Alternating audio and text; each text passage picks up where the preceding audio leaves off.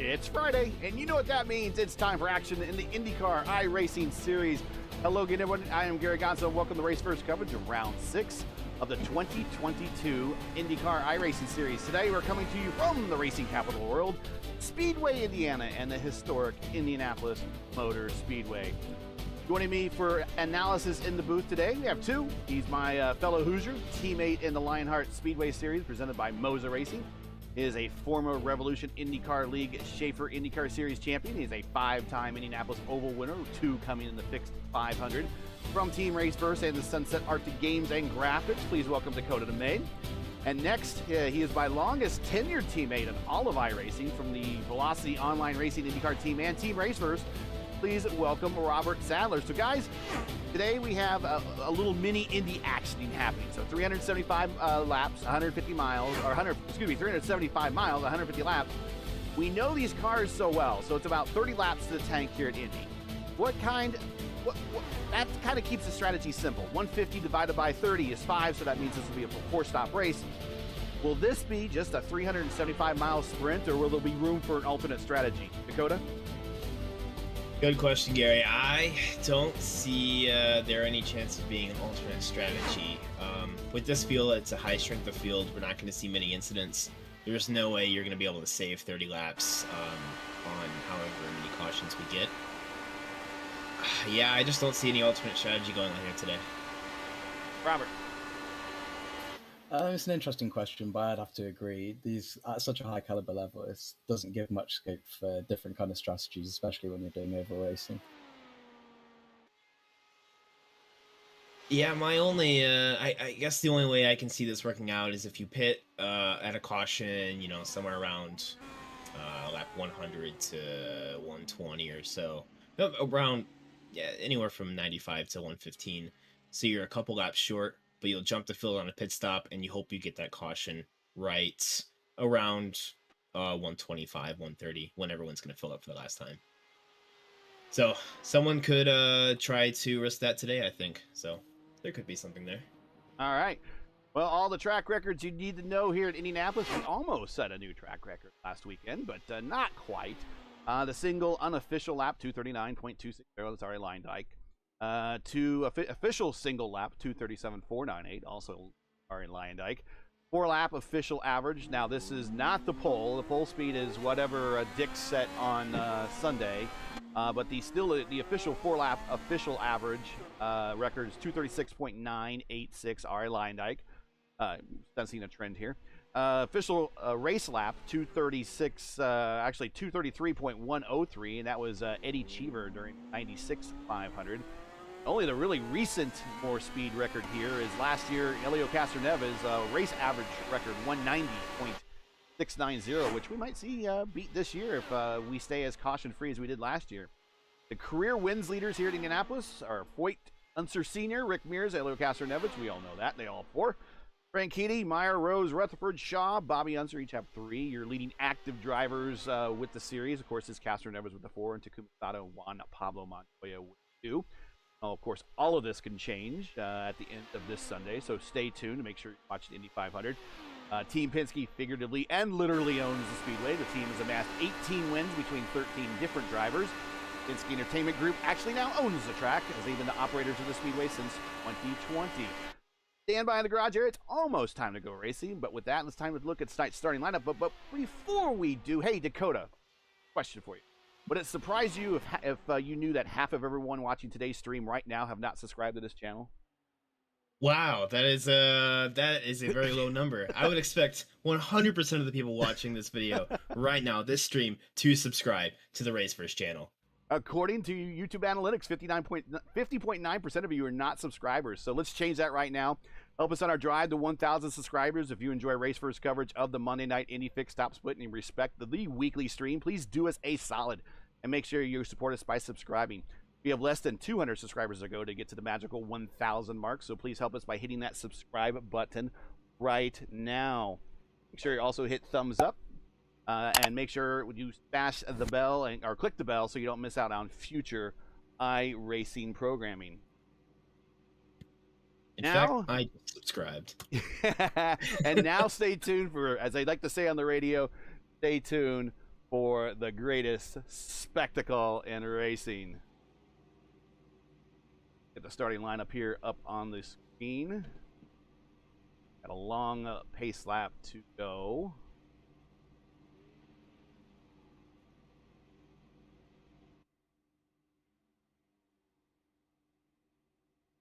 And let's go up on it.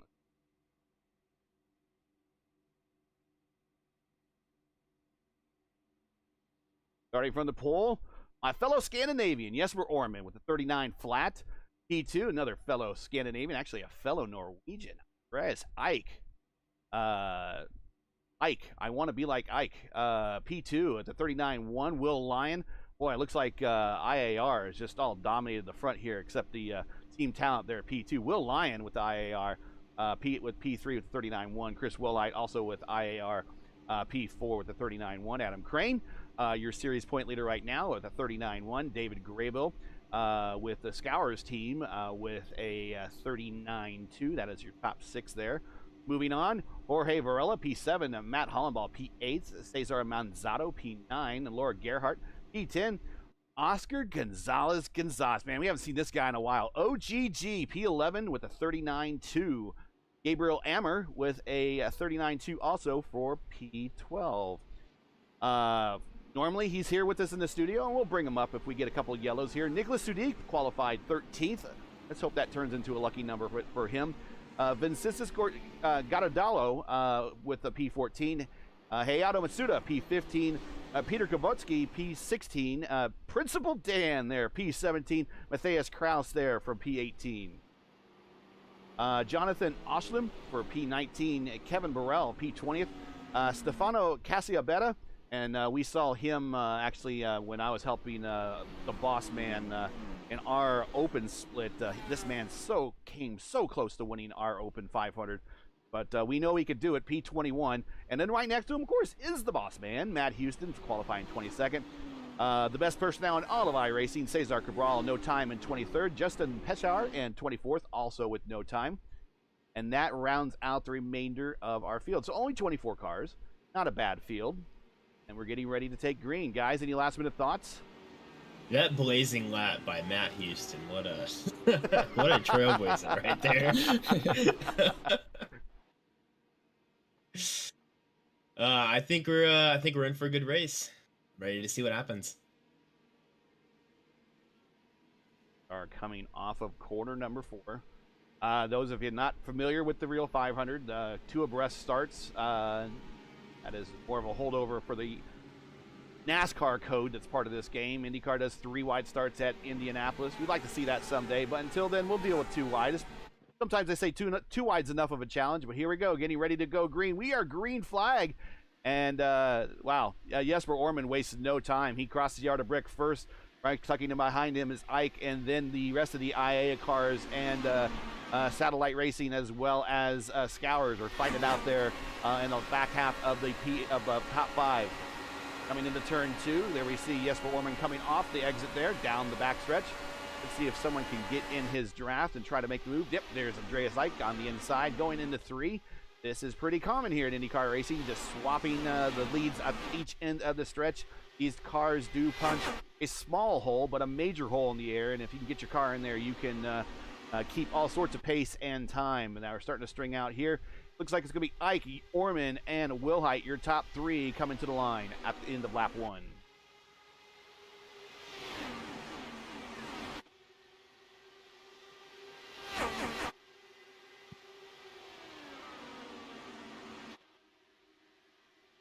Curious to see if they all just kind of get in line, or if Andreas Ike and Jesper Orman are going to swap draft here for a bit. And it looks like Andreas is going for it again, and he'll take the lead going into turn 3.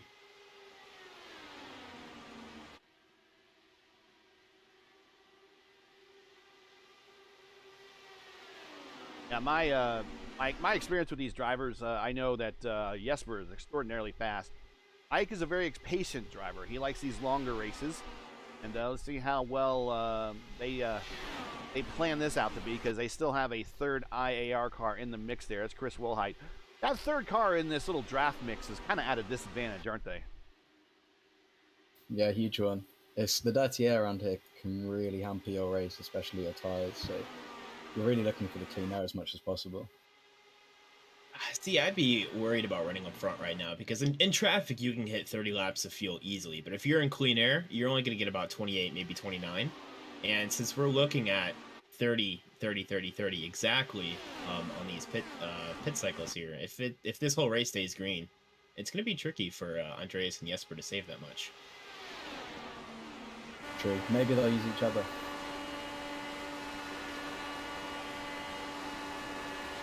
Certainly not if they're going to swap draft all race. There's a look at the boss man. He's fallen to the rear of the field. Looks like he's going to play the long game and do a massive fuel conserve.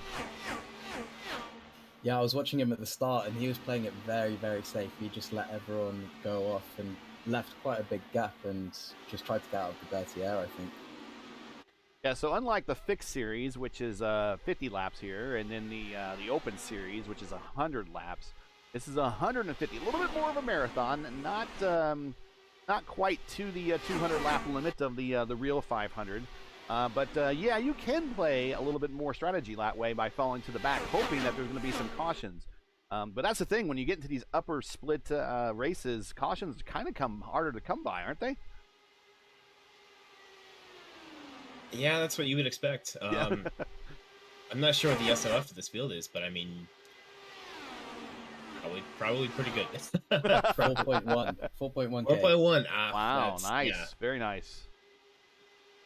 And I know a lot of the normal participants that are in this, not a lot, but I would say about 3 or 4 of the drivers that normally are actually in Indianapolis for real or on their way to Indianapolis for real right now to go see the 500. So they're missing this to go see the real thing this Sunday. So that's going to be pretty exciting for them. Looks like we got a battle between Jorge Varela and Will Lyon back here for P6 as Varela is tucked underneath the attenuator there of Will Lyon using the high line. Dakota, looks like the high line's open for business. Yeah, we'll see. It all just depends on how these drivers set up their cars on this open setup. That second, third lane is definitely usable. I think we'll see our in-race reporter, Nick Sudik. He'll definitely run that high line almost near the wall sometimes. So that's something that is not quite realistic, No. but it definitely makes for some interesting racing on iRacing here. Here's a look at Nick Sudik back in 13th. Hasn't really made up any ground or lost any ground since the start. But there you see he's about a half lane off the bottom. And sometimes, I mean, now he's right to the white line on that one. Sometimes it's where you can find the clean air. I mean, you really got no choice.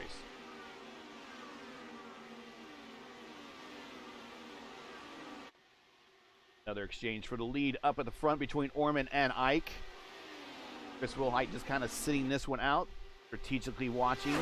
Got David Graybill right there and the Scours team, P4. Jorge Varela cannot get tucked any tighter underneath Will Lyon right now.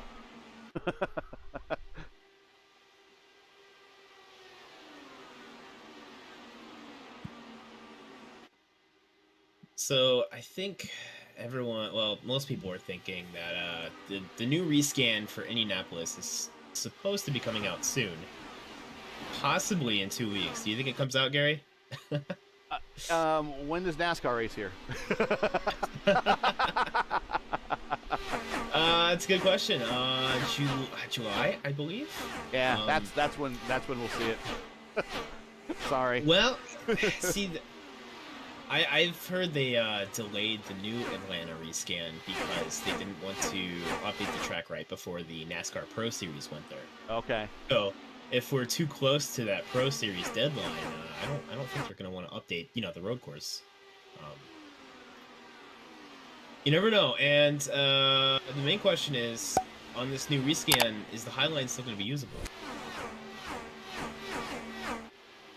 It better not be. I mean, it's nice to have it usable as an option for here, but in reality, that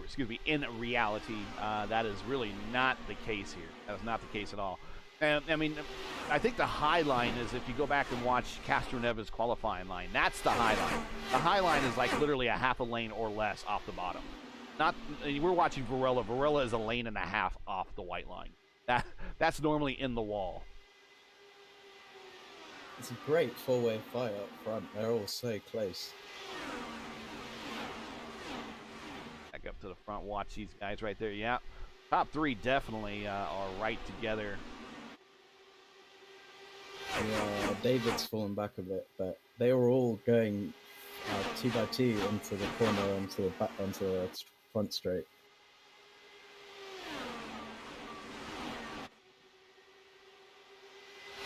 Already a third of the way through this first stint for a lot of these guys. The good of the tires are pretty much worn off for a lot of them. But since this is open, they can rely on a setup that they've been working on, or teammates have been working on, to help them keep pace a little bit longer. Normally in a fixed race, it's pretty much a straight fall off for everybody, not about the same lap. Unless you're the master with the tools, and then there's only so much you can do with those. But right down the backstretch is Orman, Ike, Wilhite, Graybill, and Crane. That is your top five, and the top two continue to swap the lead at the end of the straightaways. Yeah, from what I noticed, tire wear isn't really too much. It doesn't really bring that much of a factor on this recent tire model. It definitely did back when it was on old tire model. What is that? Version 6. I think we're on version 7 now. Yeah. Before, the undercut used to be much stronger, and now I think the overcut is a little bit stronger. Because when you get to that, when your fuel tank's almost empty, the car is so much lighter that it makes up for the tire degradation. Word of the day. Watch inside of Jesper Orman's car as they go through the north end of the racetrack through turns 3 and 4 in the north chute there. Down the main straight, opposite Georgetown Road, just on the other side of the main grandstands there. Oscar Gonzalez up a place around Cesar Manzato. Yeah, he works his way. Oh, look about Manzato, 2 cars back, about put it into the turn 1 wall. That's probably going to leave Nick Sudik a chance here to probably make a position. Not close, but OGG up to P10 now, inside the top 10 for the Necky Racing veteran here, as he is now putting a stalk on Gabriel Amel. Ammer is one of the teammates for Varela, as they share the same livery there. Number of the Necky Racing guys in town this week as well.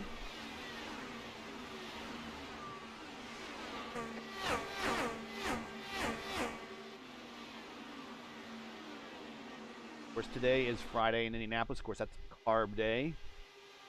Folks at the track get the final 2-hour practice. Saw a little drama there. The cars smack the wall. Looks like that team's going to have a long weekend.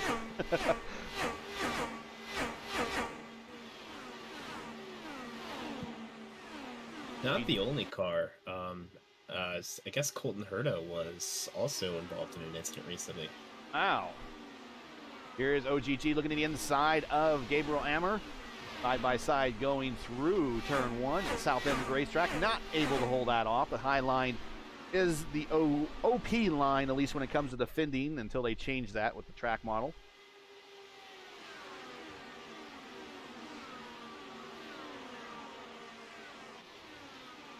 See if Gonzalez, OGG, sets him up again. So much faster through turns 3 into the chute there. It'll look down low, coming off turn 4. Tuck right back up underneath. See, maybe he can get it up in the 6th gear, get a slingshot before going into 1. Is he going to send it? Here we go. Nope, he's going to stick right there. But he's going to definitely let him know he's right there. Good battle Well, I for guess the he top might 10. just wanna, What's that? sorry. I guess he might just want to save some fuel. But yeah, he's definitely putting some pressure on.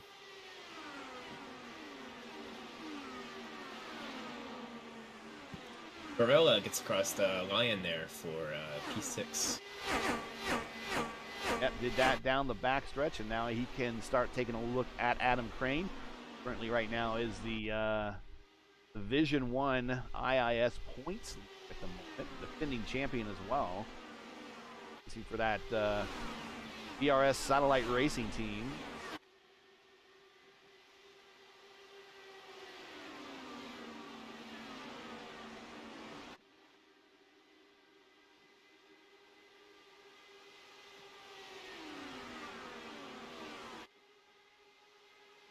Back up front, still maintaining station between Ike and Orman. Ike is your leader, Orman P2. Will Height just kind of hanging out there in P3.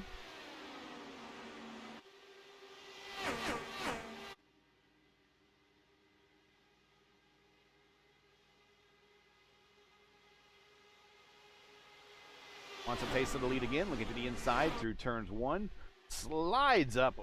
Got to roll out of that one a little bit. Oh, we got a battle back here for Varela and Crane. Crane might have had to get out of it, and Varela got away around them. Now Varela's moving up to P5, so 2 spots in the last couple laps for Varela.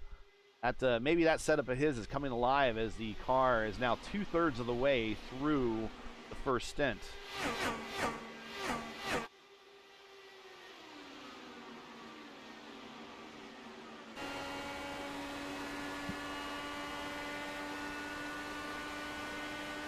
As we talked about at the beginning of the show, there's really not much of an advantage to pit any earlier than you have to here. Basically because of the math, these cars tend to give you about 30 laps a run, and if you kind of stop any earlier than that at the moment, you're kind of maybe adding an extra stop into this thing. So I imagine these guys definitely want to go to 30 or beyond as quickly and badly as possible. I would say for sure that's probably the target, 30 or beyond. Yeah, I imagine we're going to stay mostly a single file through this pack here until the pit window opens up in about 10 laps. Fastest on the racetrack, or at least in terms of purple lap at the moment, is Jorge Varela with a 40.5. Let's give you a better idea what that is in miles per hour here. Jorge Varela, 222.7. Doing 221s pretty much throughout the entire field. Only, let's see, one car in the 222s. Varela, 222.7. I'm sure part of that is draft aided, but that's just the nature of the close quarter racing we have at the moment. The 220 averages around at the moment, pretty fast. Look at last time by, Orman 219.9, Ike 219.9, Will Height 219.4. Hey Bill, he's on it, 220.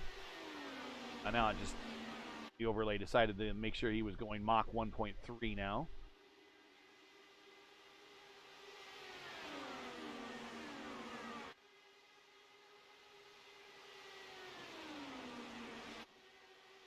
So, Dakota, we've seen you in a number of races where you've done the swapping at the front. And they're really not pulling away from the rest of the pack. I mean, you're just kind of... I almost say they're kind of just wasting time and wasting fuel. Would it just be better for one of them just to stay behind the other? Or do you think that the leader won't allow that to happen? Yeah, I wouldn't want to lead with this close of a pit window. Of course, whoever I'm swap drafting with isn't going to want to lead either. So another thing is, if we get a caution right now, that kind of changes up that pit strategy a bit. Yeah. And obviously, I don't even know if you want the lead on a restart because you're likely going to get passed in the back straight. So maybe they're also kind of just killing time. Another thing is practicing what you can do. What your car is capable of. Can you get a big enough run to pass before the finish line?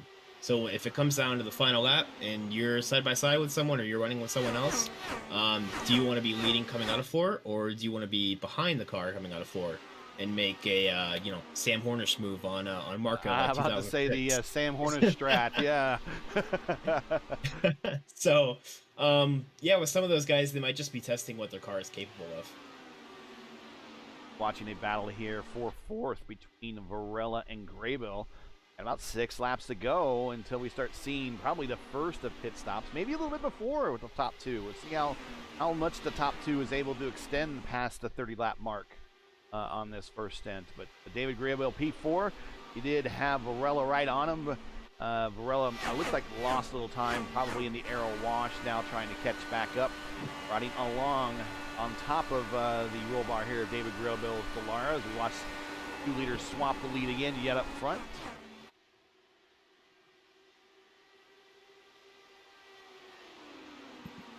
I'm excited for this pit window to open up in about 5 laps. Yeah, that is. we're gonna see. I am too. I mean, we might see some moving and shaking going on. I mean, that's the classic spot where you know, speeding on pit road penalties start becoming in play because everyone's trying to get that extra position, extra inch to try to gain on the next guy. And so we'll see. These guys are all pros at hitting those cones at full speed and slowing down to the necessary, was it 60 miles per hour on pit road here in Indianapolis? So they're going to push it to the limit and see if anyone exceeds that.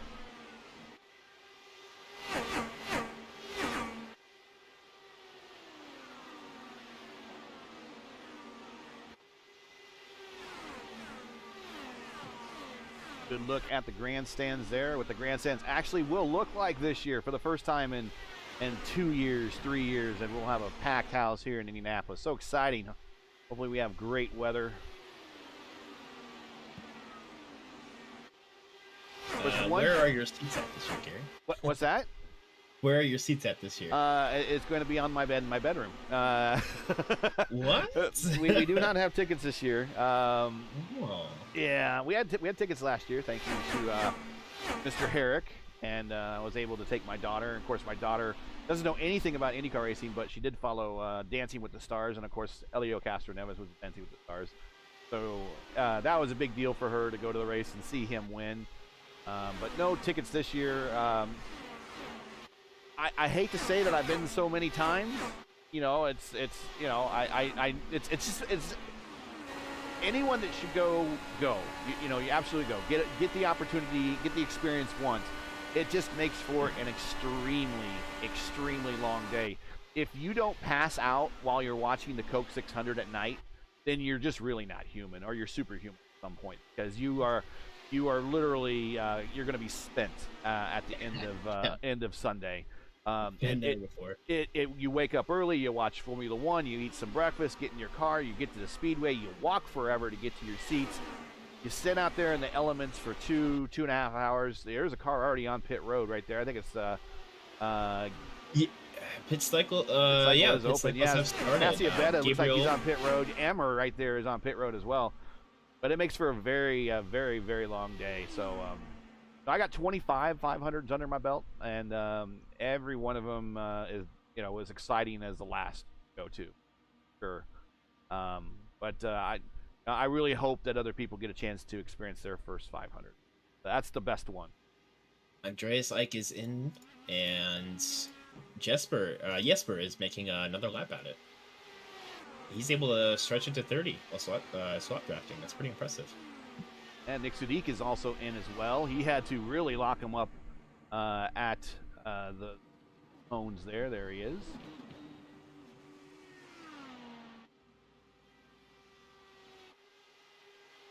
Wilhite now is your leader. Like the sun is peeking behind the clouds a little bit.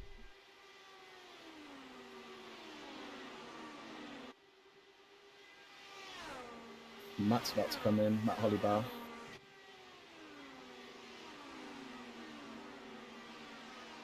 On the ball with the IAAR team.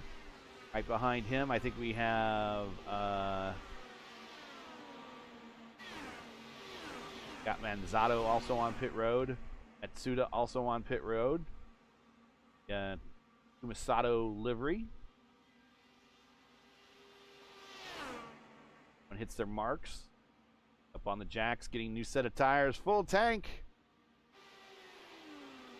Chris Wilhite is your leader.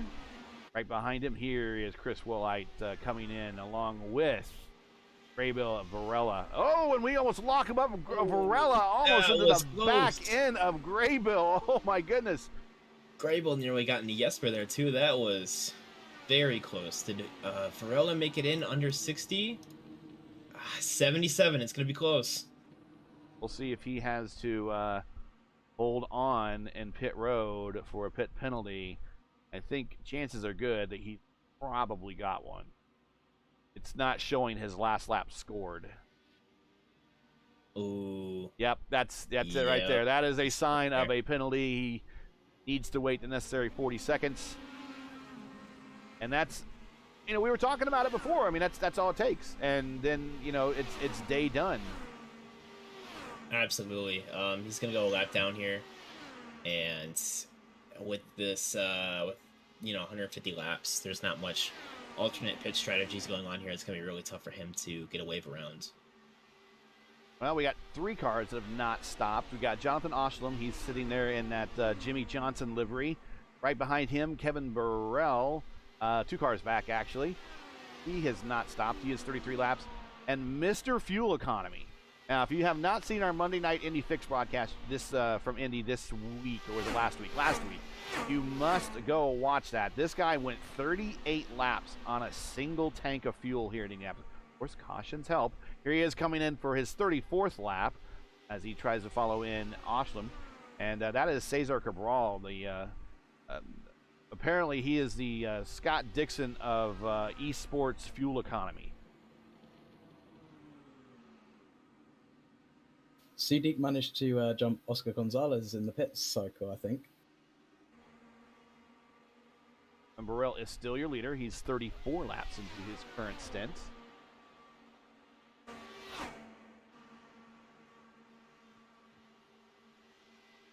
And Sudik jumped to Gonzalez. There is Sudik right there.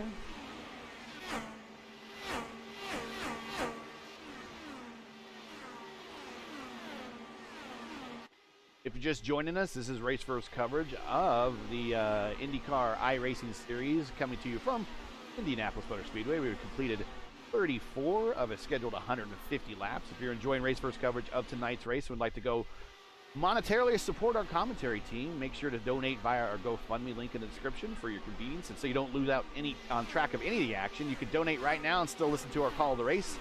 All you have to do is right-click on the link in the description, open our GoFundMe page in another tab, make your donation, and just like that, you are done submitting. Close the tab, you'll be right back here with us. It's just that easy. We can't do it without you, and we thank you for any contribution you can make. We got Dan Piazza sitting in the middle of turn 2. He has just disconnected. Let's no yellow. Let's see what happened here. We go back in the Wayback Machine here, and it is some type of spin. We'll see out here what happened in a second. Possibly, I'm going to guess, if he's at where he's at in 2, this possibly was a rebound off the short chute wall. No, it wasn't. This is coming up the speed off of pit road. So he is trying to come up off the speed off of pit road. The pit road is not normally very slippery, but he's working it. And he comes in and he just stopped. Oh, that's weird. That might be an equipment failure too, just the way that his car made a abrupt turn to the left. Yeah, that's my first instinct there.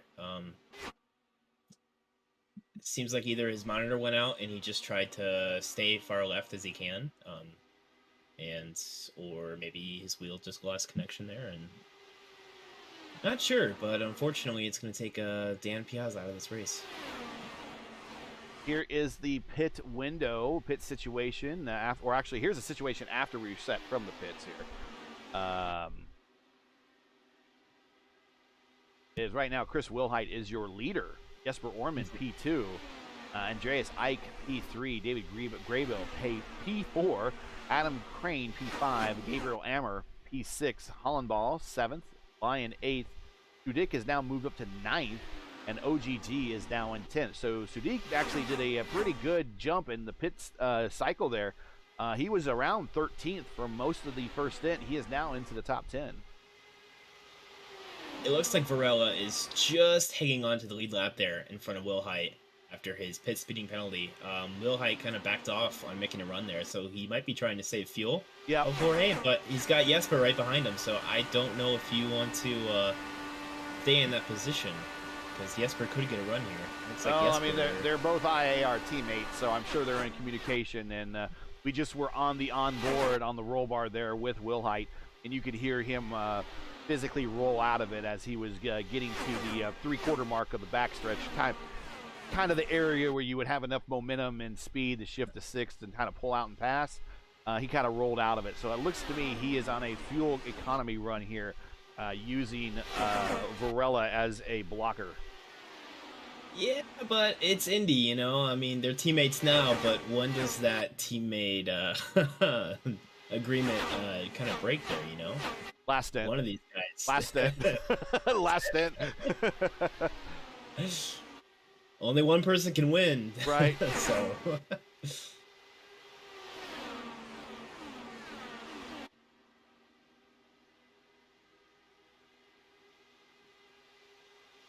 Yeah, I know Jesper is a pretty fast and aggressive driver, and to see him in line like that makes me think that they're both focusing in on a larger picture at the moment.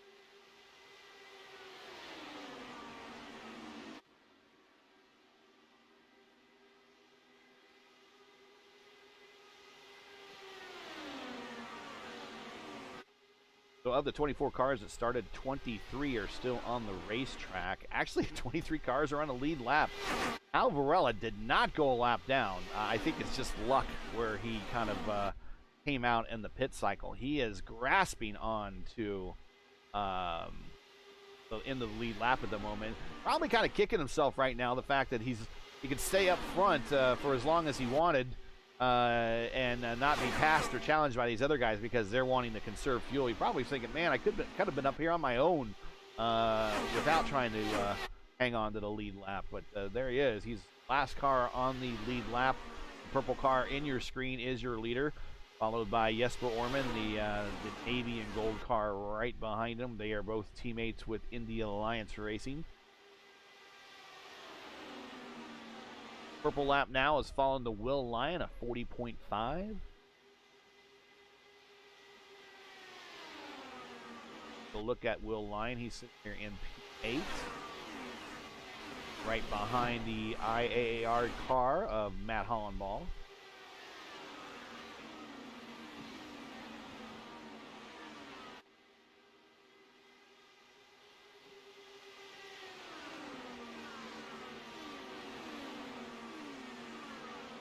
Idea of what that speed is, we can give that to you. 223, 417. Speeds have really picked up. 222 was among the fastest. We now got a couple guys that have worked their way into the 223 bracket. Ammer, Hollenball, Lyon, Kavotsky. I think that's about all that's worked their way into the 223 range. But 223 race pace, that's a pretty big pace. That's not a lot of fuel savings going on there. A lot of drafting, that is for sure.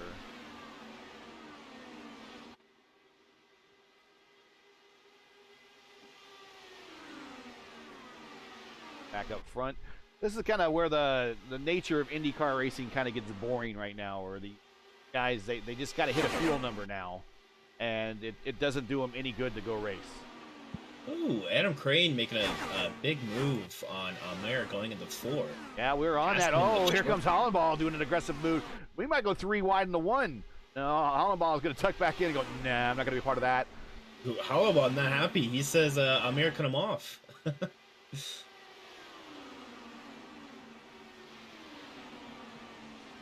We've heard that well,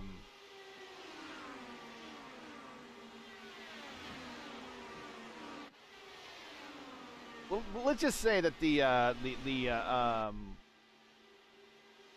that team is a pretty aggressive team of drivers, and I don't know Gabriel Ammer to be that type of driver. I do know Jorge Varela to be extremely aggressive, even when he's not on the lead lap.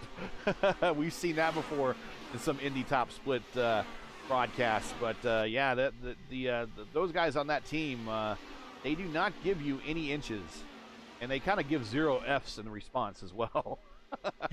I don't think Amir was doing anything intentional. Or he was trying to make a move back on Crane, and it just so happens that Hollenball was kind of at that spot as well. So I don't think that was anything dirty. But you know, tensions. We got drama. Got Will Lyon looking on the backside of Matt Hollenball. They are getting pretty close here. It's one of the closest battles on the racetrack. Leaders are about 5 seconds away from Matt Houston. Curious to see how the leaders respond to 2-lap cars and not just Varela. All right, Will Lyon cannot get any closer to Hollandball at the moment. If this was Top Gun, he'd be a Wizzo right now. And yes, this is Top Gun week, so we're going to make Top Gun references. Here is Will Lyon on the outside, side by side, going through the North Split, down into turn 4, and there we go. Will Lyon pulls it off on the outside, a la Rick Mears.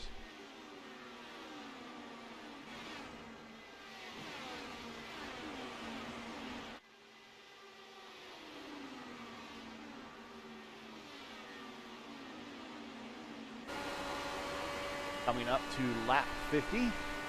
It's a third of the way through this race.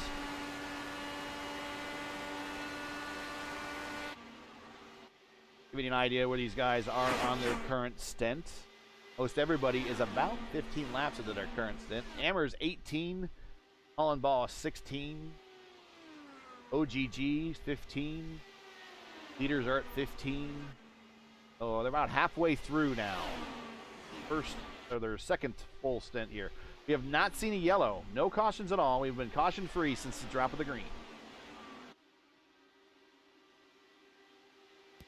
And I definitely think there's potential to stay that way for the whole race.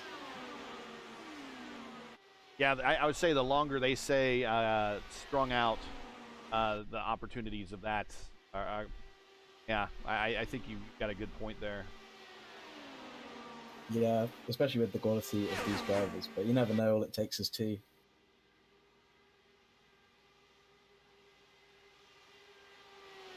Well, sometimes it doesn't even take any 2. I mean, sometimes we could have an equipment failure and a car puts it into the wall that way too, and that causes a caution. Very true, but we don't have very many blown engines or anything like that here in iRacing. But we do have many wheel failures and VR issues. All right, leaders are catching up to Matt Houston. I'm curious to see how this plays out.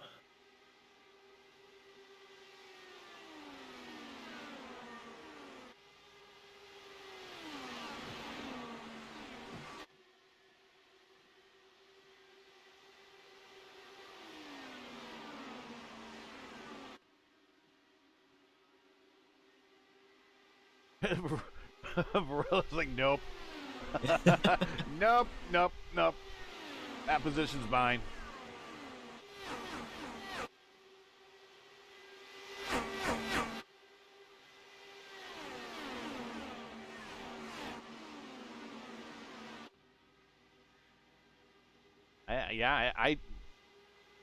They're not going to waste any time.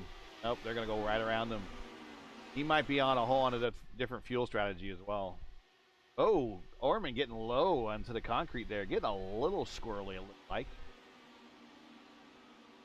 Underneath Jesper on the curb. Yeah. To get underneath there.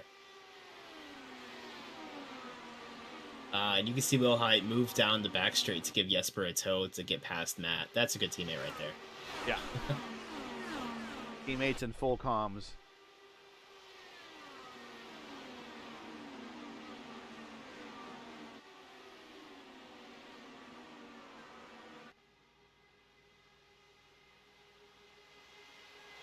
Oh, we got a hammer pulling out on Graybill. Inside. Oh, he was going to wash up into him. He had to roll out of that one.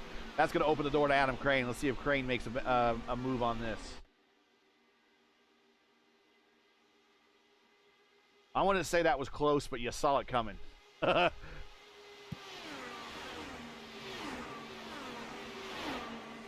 don't think Crane's going to capitalize on that. Crane's on his own pace. He might just be willing just to stick with it.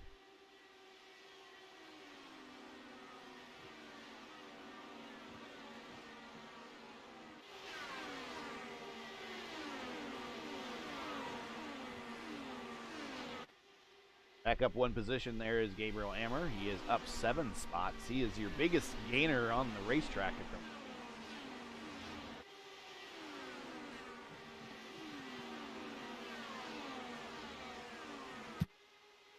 And Will Height has caught back up to Varela and makes a pass going into 3. I mean, I thought George was going to get lucky there with Matt Houston, but not quite. We have pit cycles opening up in about 6-7 laps, so need a caution right now to save Varela. Yeah, Varela is going to fight to stay on the lead lap, and he's allowed to do that. It's when you get 3 or 4 laps down, it gets a little questionable when you start fighting the leaders like that. He is trying to stay at the end of the lead lap. And another reason is that those of you watching from home that aren't familiar with IndyCar rules, and maybe you watch maybe exclusively NASCAR, we do not have, I like to call them gimmicks. That's just me being ugly. But we don't have any lucky dog gimmicks or anything like that. If you're a lap down, you're a lap down. The only way you're going to get your lap back if you're in it back on the speedway, or you get the wave around. And we'll talk about the wave around if we ever get a pace car out there. But yeah, he wants to stay in front of the leader.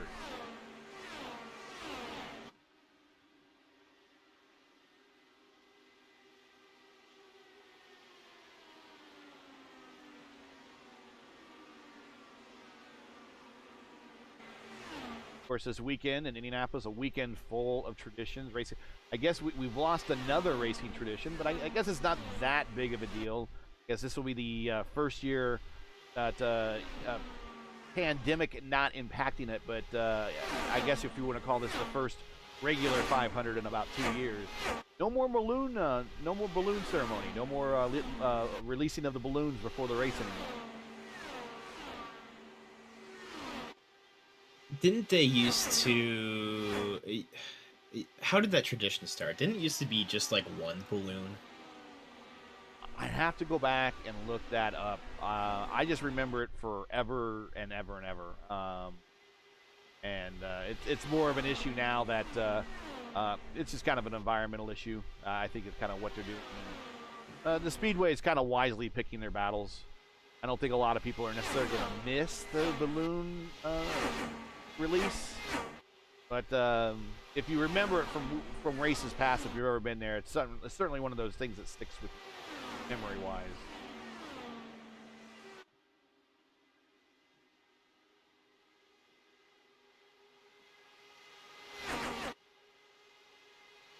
As mentioned, we're getting close to that second stop.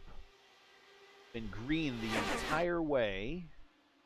57 to 150 in the books.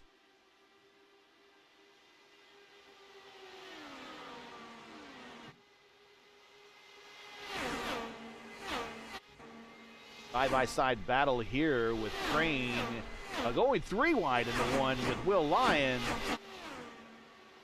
And he's tucked it back under. Crane gets the position. They were trying to make their way around Matt Houston. They made their way around. That made the entrance into 1 a little exciting. Stefano Casascabiera is the first driver down pit road again on this pit cycle. Yeah, one of the things that we noticed when we were racing him in the open is he was always the first to pit. I think he is trying to, just as the good of the tire wears off, get in there, get a new set immediately. I think that's kind of what he's trying to do. It worked for him in the open 500. I'm not sure how it's going to work for him here. Alaba has come down on pit road. On the ball with the Internet All-American Racers, IAAR team.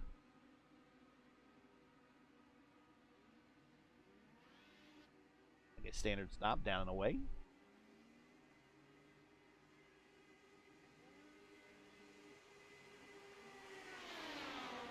Come the leaders. Put Hollenball lap down. Varela side by side with Will Height. Will Height's probably not liking that very much. Hollenball might pop out right with this group. Oh, this is going to be interesting, boys.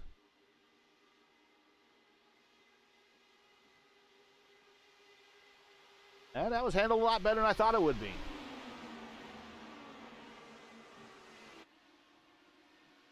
Yeah, I was worried about someone washing up into anyone there in turn 3, but they all make it. Single foul now down the front straight. And now Well, we're going three, almost 3 wide now. Not single file for long.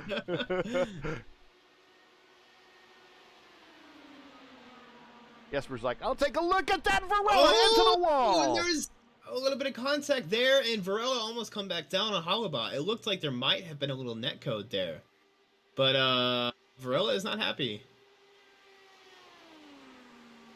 Yeah, I can see where he might be damaged too.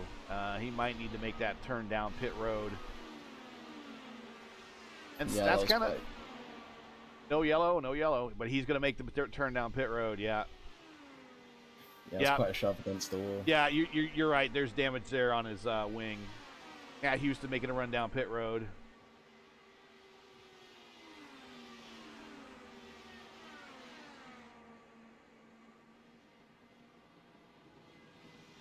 Came in with 16.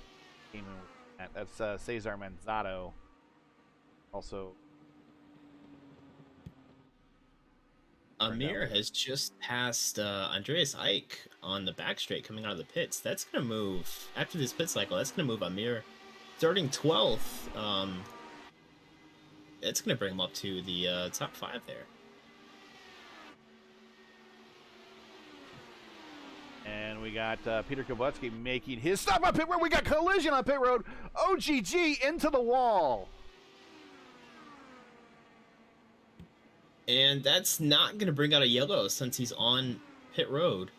Yeah, I'm not sure who hit him. Is that yeah, that's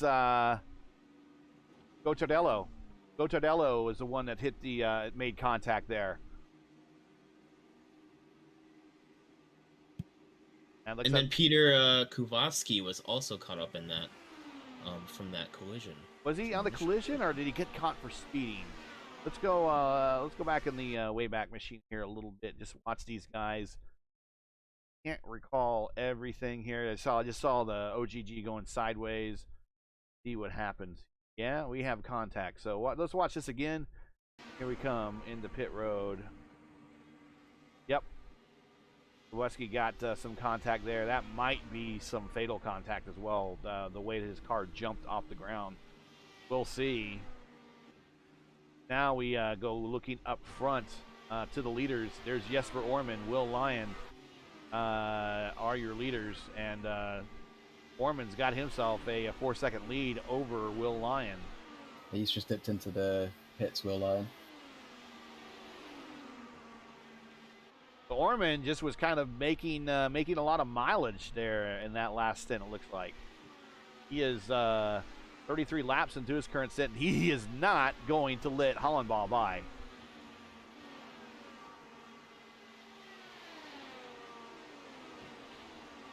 Oh. Big time racing up at the front here. And that's probably why he was going to pit. Here comes Jesper.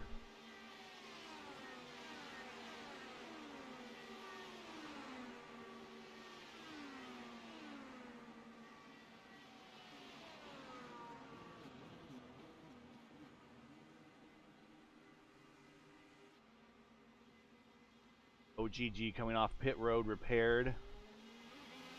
Jesper into his stall.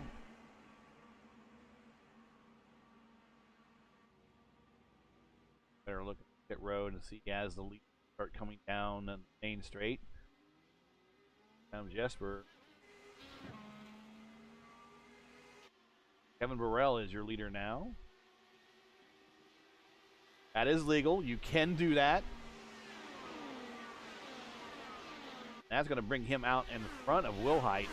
So now here is your leader right now. Kevin Burrell is coming into pit road right now. He went 31 laps on that stint.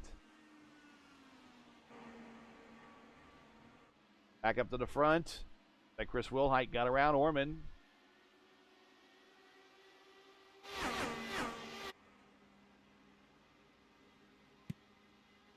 And Kevin Burrell is into the pits, and he missed his pit stall. Ooh. And He's in there now at a very interesting angle. Yeah. If it works, it works. Yeah.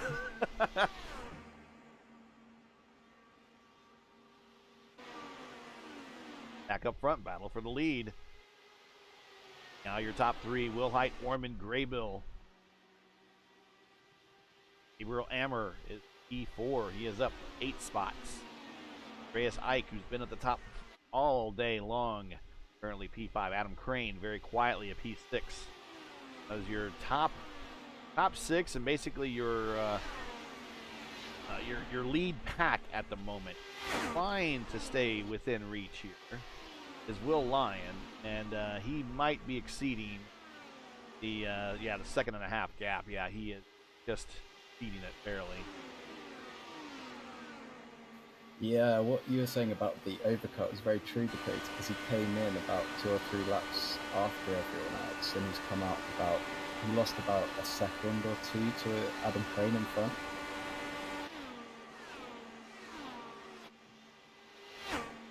Yep, that is just one of the things you gotta look after when you're on these on your pit strategy. So,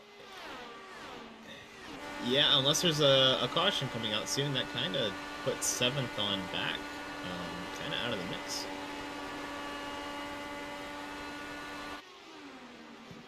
Long race though, we could still definitely have a caution. A bit of a battle back here for 14th. Car in the wall. Car in the wall as Jorge Varela bouncing off the inside and then back to the outside wall. He is now on the exit of turn 2.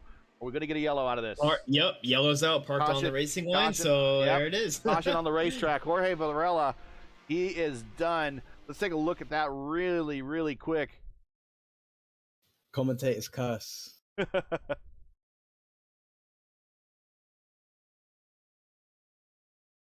So we'll pick it back up here going into 2, just out of the south short chute, and he just washes up. That is a straight wash up. He goes in and hits one of the inside walls at an angle that just basically ping-ponged him right back out into the racing line, and as much as he tried to punch out and reset, it still brought out a caution. So now we're under caution at lap 70.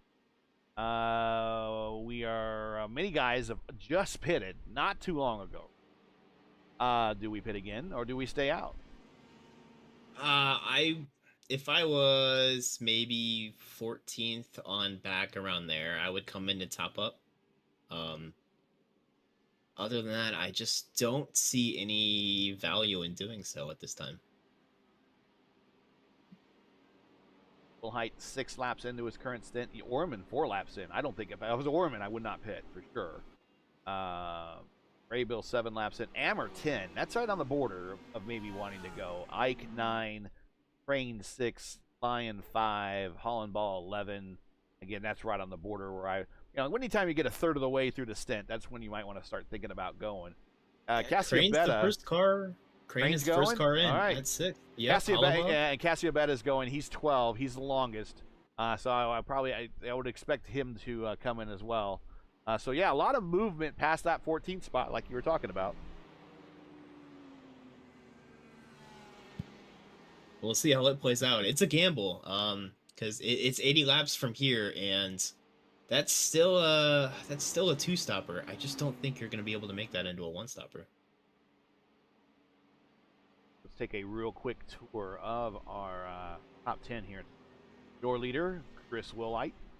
2, Jesper Orman. 3, David Graybill. 4, Gabriel Ammer. 5, Andreas Ike. Lion. 7, Nick Sudik. And that reminds us, can we bring someone into the booth? Nick's here, so let's unmute him. Nick, can you hear us, man? Hello. Hey. Hello. First of all, great pit. You were like the 13th, and now you're into the top 10, and now you're P7. What's it like out there? It's weird. The track temp keeps bouncing. Like, it's gone between 40 and 45 Celsius since probably the first stint. So every lap has been changing. The wind's a little strong, it feels like. I don't know if it's changed, but the wind's been a little bit strong out of 4. You can't quite get the run as you normally would. Out of 4, at least it feels like it. Is it a headwind in 4, or is it pushing you into the wall in 4? It's a headwind. Like, you get stalled out really quick if you're not in the draft. So you get the downforce, and you're not going to push through, but it makes turn 2 just as bad, though. So, but yeah, no, it's a good run so far. So it should make turn 2 a bit loose on exit then, as the wind now turns into a tailwind. Yeah, and then you get a little snap oversteer if you lift off the throttle. It's different, but it's nice. It's a nice challenge. At least 2 more stops we're looking at so far, you think? Yeah, I thought about pitting. But I mean, track position, you're getting draft locked a lot here. Track position's so pivotal. I think you're gonna save enough fuel regardless. You're not gonna have just one more stop. Like, but this is gonna help out a lot. We're not gonna be able to go full bore all the way, but I think a lot of people are going to just be saving enough to go full bore the last 2 stints, so we'll see. All right, well, getting ready to go green, so good luck. Thank you, guys. And thank you. You just want me to mute you or move you? I'm gonna head out. All right, man. So thank good you, luck. guys. Take care. Thanks. Yeah, that's a good point about the track temp. I haven't been keeping my eye on that, but bouncing back and forth between 40 and 45 is pretty significant. Normally, the track temp goes down consistently during a race run. It doesn't seem to be the case this time.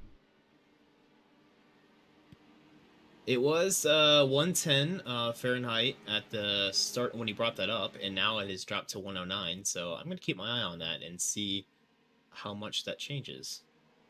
The winds are also changing. Just went from 5 to 8 miles an hour south. Be ready to go green, and we are back underway here in Indianapolis. Big checkup in the back of the field there. Looks like everyone made it through okay. And it's right around P10, I think.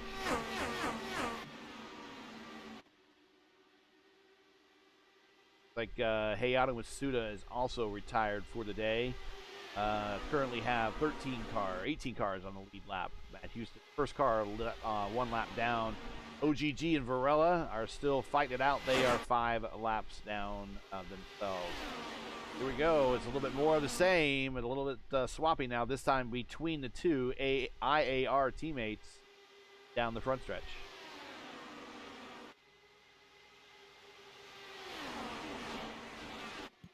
I'm going to keep my eye on Amir here. He has moved up from 12th to 4th. He just lost 4th to Andreas there, but I think he's one to watch. He's been able to make he's been able to slice through this field, so I'm curious to see how he does when he gets to those leaders.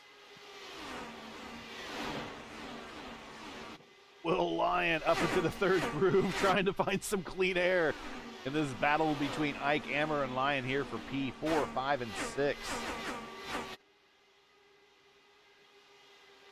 Now is right in front of our race correspondent, Nick Sudik here in P7. Probably thinking, pick a line, stay there.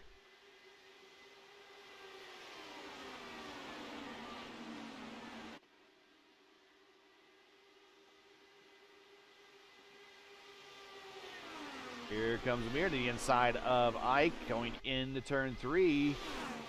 Down low, side by side, into the north short chute, still side by side. Ike takes the position. That opens the door for Will Lyon. Will Lyon on the outside going to turn 3 and 4. Ooh, Ammer washes up and, well, I don't want to say blocks the run, but definitely stalled it. Yeah, whenever you are not able to pull off a pass, you just want to do everything you can to at least keep your position. Oh, Oshlam and Kraus near contact in turn 1. The battle for 9th and 10th. Adam Crane somehow has fallen back to 11th. He pit during the caution, didn't he? Oh, so he pit during the car. That's right. That's right. He's the first. Crane is now. Yeah, he was the first car to pit at 71, or at least that group there. Crane, Hollenbaugh, Cassiabetta, Manzato, Petshower, Gordello, Cabral, and Houston all pitted on 71 there. So really, when these guys, listen to how loose Jonathan Oshlin on board. So the rest of these guys stopped that pitted on 60, 61, 62, 63. These guys that pitted on 71, they're going to be able to go another 9 laps or so longer. So you will see.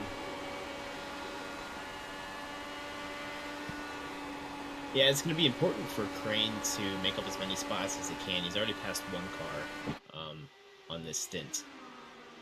I think there's some value in topping up on that last caution, because you're able to go longer. The overcut is going to be stronger, and you're going to be able to short fuel on your last pit stop if it all remains green. But I just don't know if it was the winning strategy. Here comes Crane right underneath. Awesome. Is he going to take a pass? Kind of pulls out, takes a look. No, decides against it. Going to tuck back in, try to get the fuel mileage into turn 3. He goes to the outside. Outside. He's surprised Jonathan. I don't think Jonathan thought he was going to go there. And he gets the run on Kraus. Gets 2 positions on the entire north end of the track.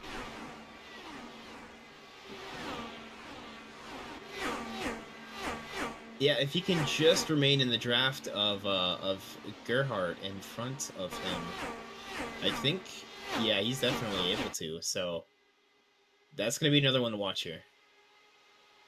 Gabriel Meb pulled off quite a nice move in turn 2 on Andreas.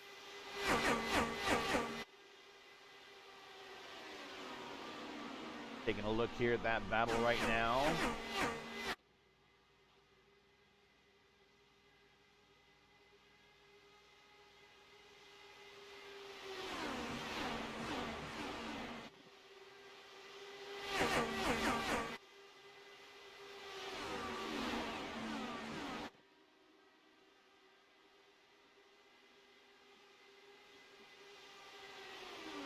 Once again, if you're just joining us, you're watching Race First coverage of the IIS Indy 375 coming to you from the Indianapolis Motor Speedway, where Jesper Orman leads after 80 of 150 laps. Thanks for joining us. Make sure to engage in the chat there. Got Matsuda in there as well. Packet loss for Matsuda. Okay, that sucks. Sorry. Hate to see that happen. That is one of the worst there. Thomas Christensen, I think he's messaging us from Indianapolis. Probably not too far away from my house if he's messaging us at his hotel there for the Indianapolis 500. And, there's our man Oscar Fredrickson in the chat as well. So hi to you guys, everyone else watching at home. Make sure everyone smash that like button. Subscribe to the channel. That's a big help to us. You could really do that. We'd appreciate it.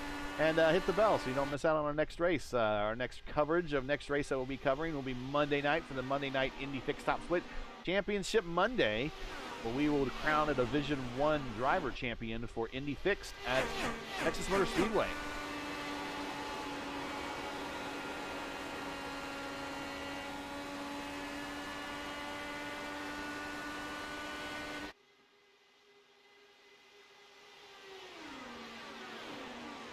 I think Ike's working on the back end of Ammer. He kind of wants that position back. Yeah, they've been going at it for quite a few laps in this pack. He's going to get a good run side here. by side. And David moves down. That's I gonna noticed give that. That was a Andreas little the toe. interesting. Interesting. So, do we maybe have some the enemy of my enemy is my friend going on here? Or, on the outside. Gabriel Amel gets the position back. Yeah, David is staying on the high line when he doesn't really need to. So he might just be trying to strategically get these two stuck together while he tries to break away. True, that's real true, yeah. Working the draft, kind of how they do NASCAR style. Lend a little to the inside lane, lend a little to the outside lane, stall them out while you kind of pull ahead, yeah. Light out front again, passing Orman and going to middle. You know, it's stuff like this that makes racing just so much more technical than what it looks like, you know. People just want to say, oh, it's just cars turning left, but there's so much more going on in between, you know, these pit strategies, now we're having an arrow strategy, basically. It may not look like much, but when you delve deeper into this, there's some pretty interesting things. Damage of a car coming off of turn 4. Not sure who that was. They were in pit road. Oscar Gonzalez. He might be OGG might be falling into the day here. Oh yeah, he is hurting right now.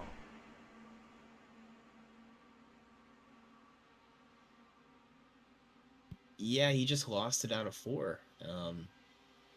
Didn't come back up onto the racing line, so no caution.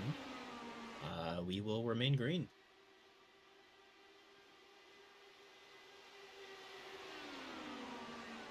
See that time, the leaders through turn 4.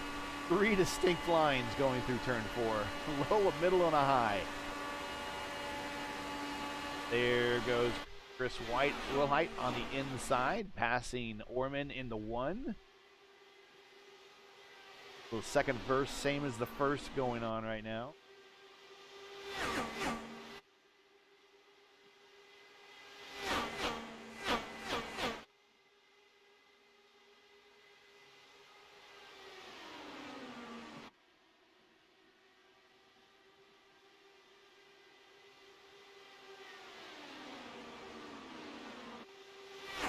Sun disappearing behind the clouds. That's going to affect handling.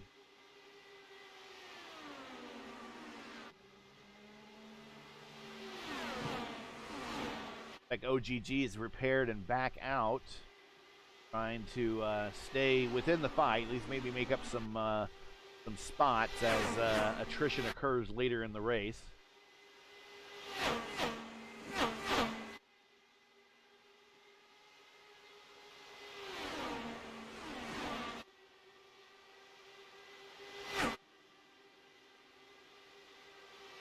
Oh, car on the wall, 2 cars on the wall, 3 cars on the wall. Caution's out. Got Caslavetta. OGG was involved in that. Let's go back and take a look here. Oh, that is.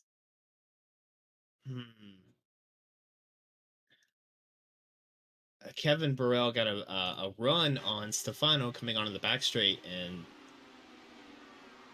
Stefano. What caused Stefano to get out of it that fast? He caught up a lot more dirty air than he was expecting in turn 2 and had to lift on exit. So he was quite a bit slow in the back straight, but that's just way too much of an aggressive block to make. I'm sorry, Stefano, but that's definitely a movement in reaction. Almost 2 movements there. Who's the other car on the wall there? Oscar Gonzalez. Gonzalez not having a good day. Let's pick it back up here. What's like? Oh, he had to roll out of it big time. He shifted down to 4th. Now he sees the car in his rearview mirror. Is at the 5th.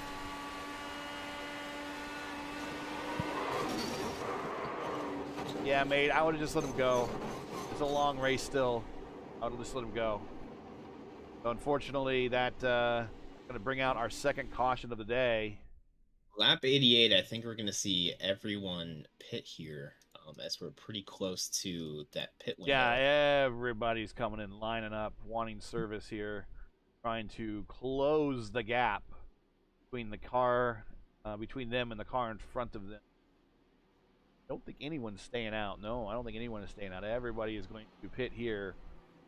This will get everyone roughly, if we restart here, 90-ish, lap 120-ish, thereabouts. Oh, looks like Jesper had to roll back a little bit. Yeah, I really wanted to see how that strategy with Crane was going to work out on field, but everything appears to be Graybill getting the neutralized jump. now. Graybill gets the jump on Orman after Orman missed pit road. Missed the spot.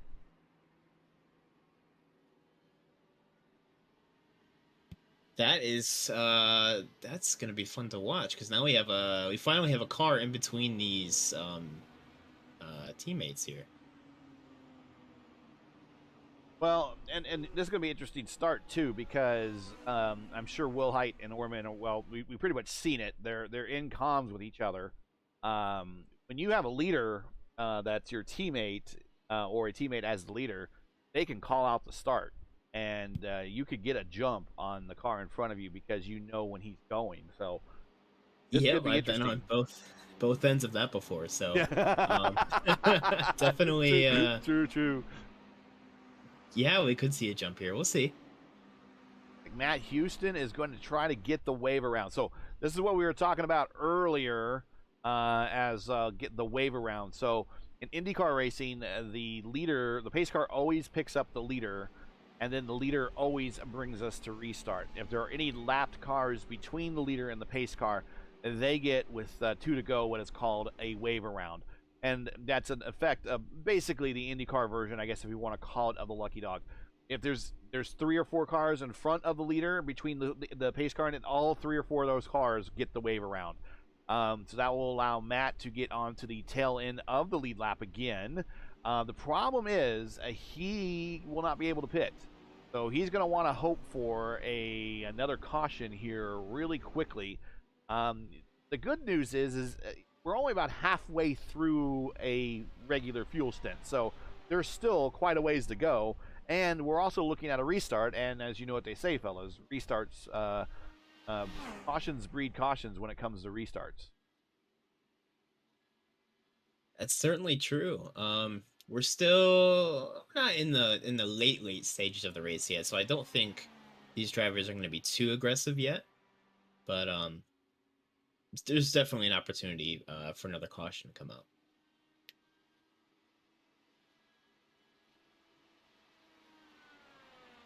Yeah, Matt not really pushing it too hard. The rest of the field is just exiting too. Halfway down the backstretch is the pace car, so Matt will catch them relatively quickly. But years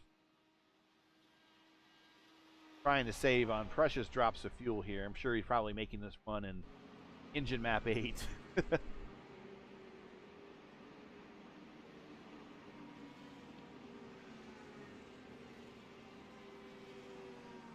I think he might actually get an opportunity to pass a couple cars in the process. He passed OGG. Probably because he was part of that caution. So let's go back up front. Lights are out on the pace car. Coming to lap 91. So we're looking at about lap 120 or so as the next stop, fellas. What happens here? Let's watch.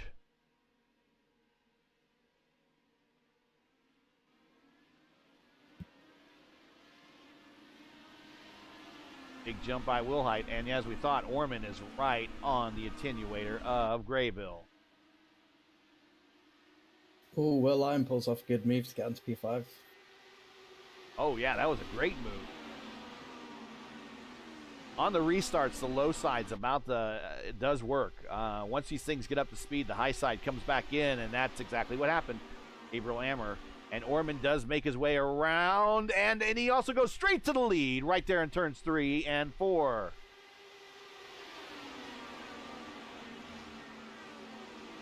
That was an interesting power move by Jesper.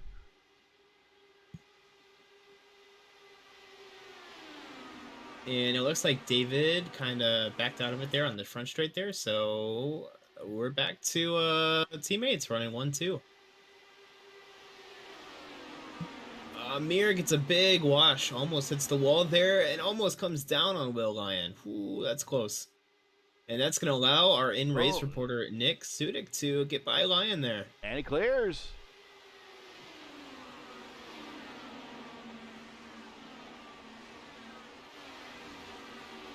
Crane's having to go for good measure as well.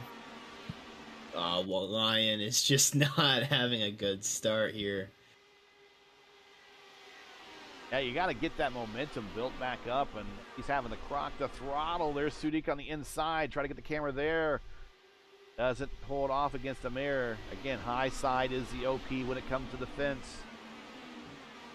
Oh, Hammer is pushing hard. Inside, going in the 3. No fear from Hammer up top. Knows that he can hold on.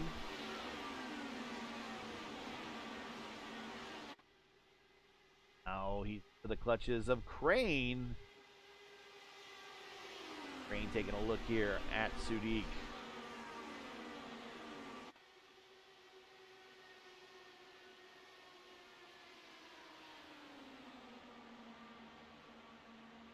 So it looks like Gabriel Hammer, he's just living the high life on the high line right now.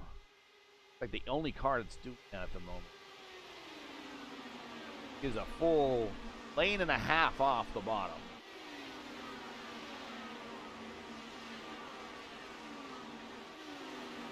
Now with this tire model and with this track, the code they use for the track, we've seen that the high line has been a thing for the better part of a year. Real IndyCar racing, you don't see that very often up on the high line. But he is continuing to use it. Now, the thing about running the high line here is that, well, on exit, that wall comes up on you a lot quicker than normal. It certainly does. You just got to watch out for if someone else decides to take the high line in front of you, too. That wall is even going to come up closer than real close. So, yeah, it's pretty interesting.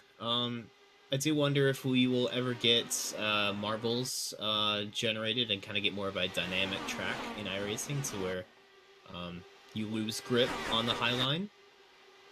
Hammer around Ike on the high side. For now, use it. Yeah. You want to win.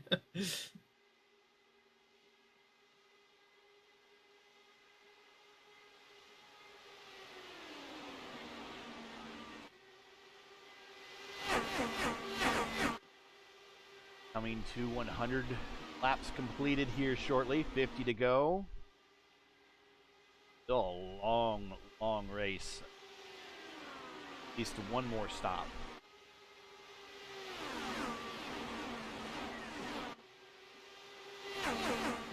They want to get as close to 120 as possible. Everyone wants to get as close to 120 as possible.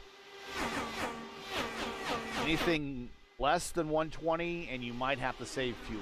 Anything less, more than 120, it's just a shorter stop.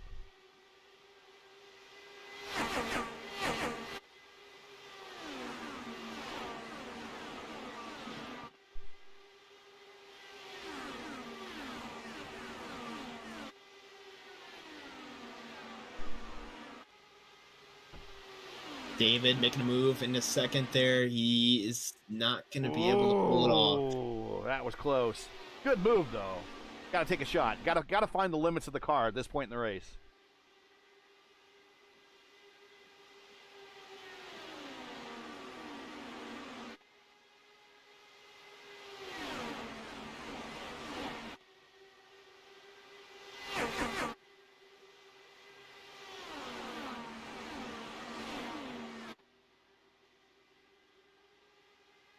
Hammer with the purple lap so far with a 40.4.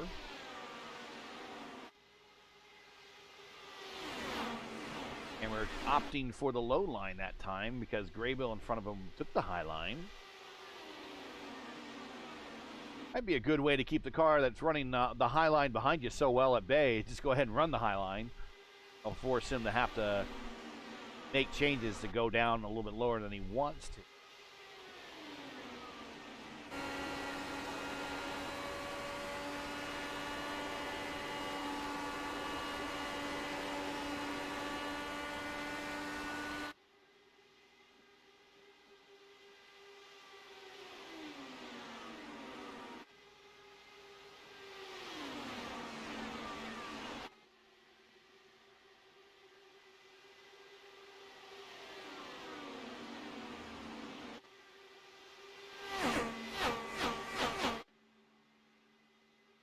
While we're watching action here, I guess kind of reached a little bit of a lull in the race. Boys, time to make predictions. Not of this race, Sunday.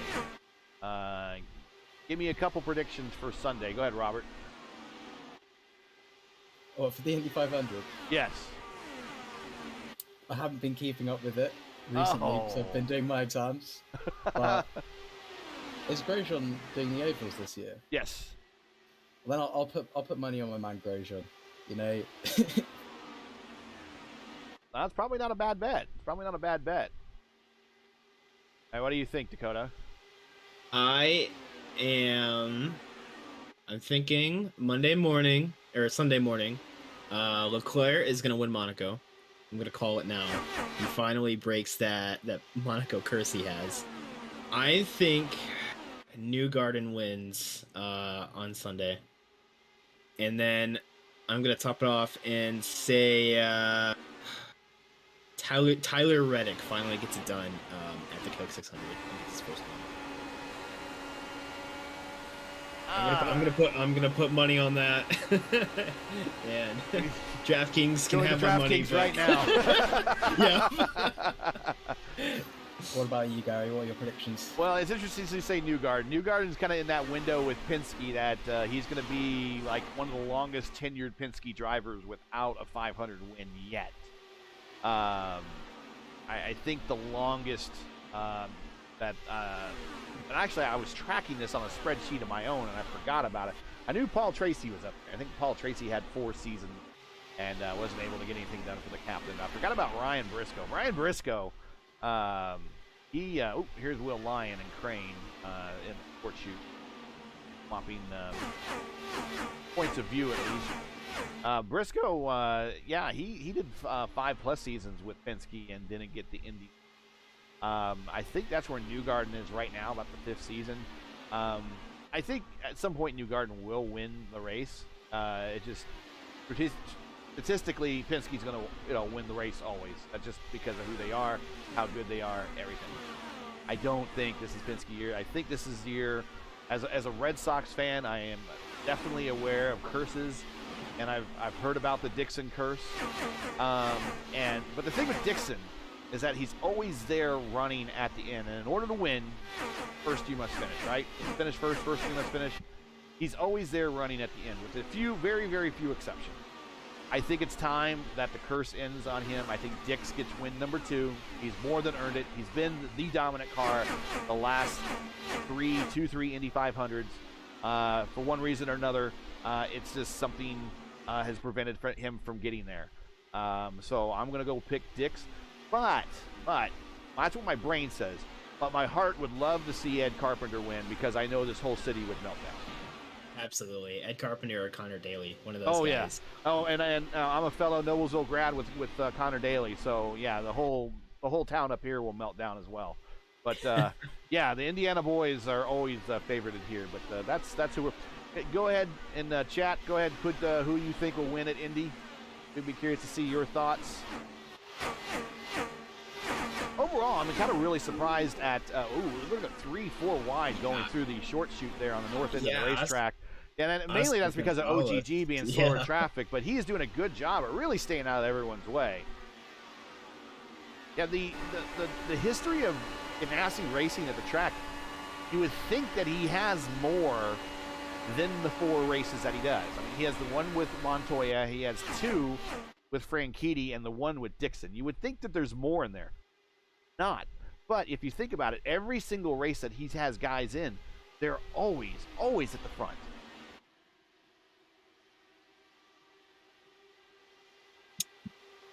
How do you think Jimmy Johnson will do? I think actually he should do well, provided he just stays on the lead lap. I think if he stays on the lead lap, he's probably looking at a good top 10 finish. All right, one more. First car out. What do you got? First car out.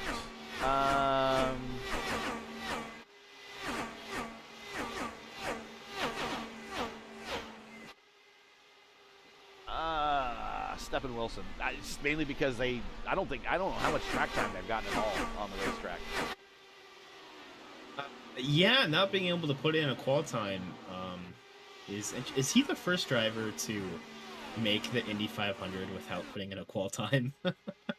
Yeah, it used to be if you couldn't in years that required the minimum lap speed, like at 97 or in any other years, you really just you were required to put in a run, and I believe I could be wrong. I have to go back and look. Bring up Donald Davidson and say, hey, but I'm willing to bet this is probably the first car that has not made it in on speed.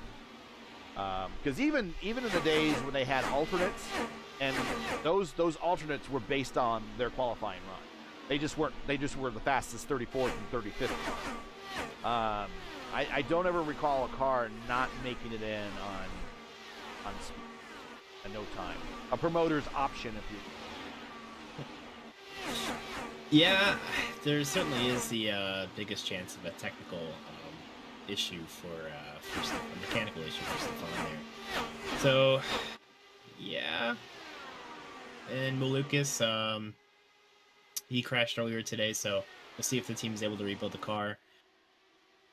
Yeah, he's gonna make what's gonna be a long day even longer. And that's gonna really be painful. I mean, I'm looking at the starting lineup of this, and the parity from top to bottom is quite outstanding. I mean, you don't really. There are years in the past where you see cars in Indianapolis, and you just know after about the 25th car, those next cars after that, those are going to be the ones that are always off the pace. Half throttle through the turns, the moving chicanes, if you will. But I mean, there doesn't seem to be very many of those type of picks here in this lineup. This lineup is pretty stout from top to bottom. Yeah, I'm surprised. And even if some of them aren't really native oval racers, I mean that they come from the road race. I mean, it's still your Crookwoods and guys like Callum Islets, they've been impressing in other ways. I'm surprised to see Ray Hall down towards the bottom of the grid there, 31st, 32nd there, and Graham is 21st. Yeah, because Graham had a shot to win last year, really. If, yeah. The tire stayed on. He managed to. He was going to finish with one less stop than everyone else, and I forget what lap he pitted at, but I remember turning to my daughter. My daughter remembered this as well.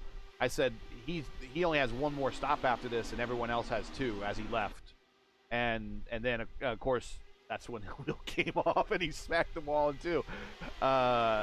Yeah, so I knew even then that he had a shot to win. So when he says that he didn't have a shot, that he had a shot to win, he legit had a shot to win last year. He was going to finish one pit stop less than everyone else. Yeah, heartbreaker for sure. I do want to see him get one. I just don't know if it's going to be this year, though. Here comes Amir to the inside of Grable. This top five is kind of grouped up a little bit and is starting to get a little bit chippy. Also entering the picture is our race correspondent, Nick Sudik here in P6. He's right there too, and Adam Crane right there on his 6 for P6 to the inside going in the 1.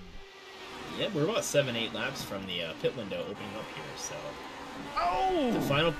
Wow, we just jumped to the in-car Crane just to see the side-by-side with him and Sudik, and he had to roll out of it, and Sudik just rockets on the high side. Now he had to roll out of it a little bit. That's going to open the door possibly for for Lion. We'll see as we turn into turn 3.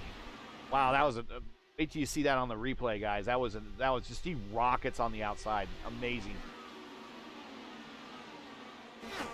Yeah, a lot of these cars are now bunched up together here. I wonder if they're all just the leaders are. I'm guessing they're trying to save a bit more fuel since they came in under caution at lap 88 or so, trying to get it to 120. 89 for just about everybody who came in at 89. 25 laps under the current stint. We've been green the whole time, so we're going to see who is going to blink first. If anyone pits before in the next less than 6 laps, they're going to have to hope for a caution or conserve. I don't think they'll make it. anyone pits after 120, I think will be able to make it.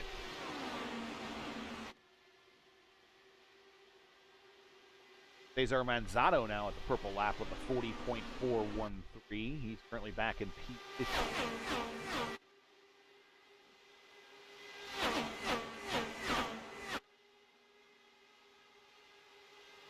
They got Rashad Craig in chat. Yeah, getting a bit chippy up front indeed.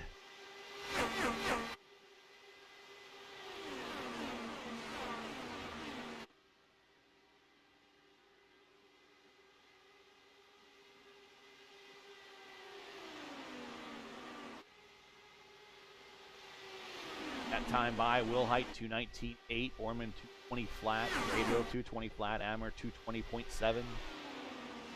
Still got cars out there with light tanks and warm tires, still managing to do the 220s.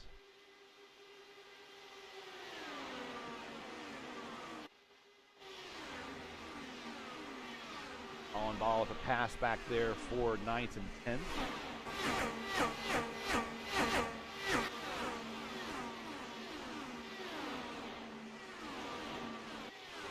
That Manzano's lap for the purple lap translates to 23.61. Pretty good pace back there for the mid-pack.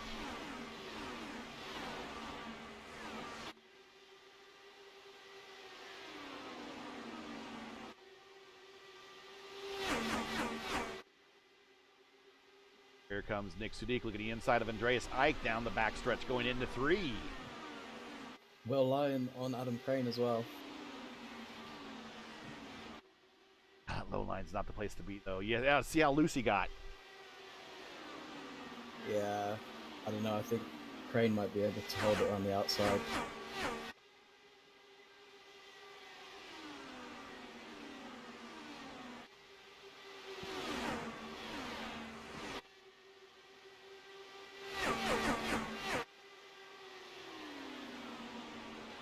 Gabriel Ammer. That was about a two. That was like almost a 2x2 start formation of guys going into turn 1 that time by.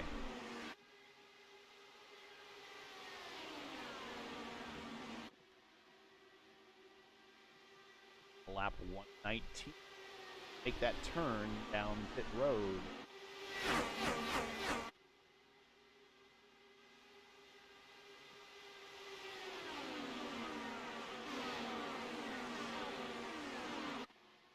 Justin Petshower is the first one to come in. All right, Justin's going to be the first one to bite here a little early. See if he decides that... Yeah, he was running the tail end of the pack there, so... Definitely had nothing to lose there, that's for sure.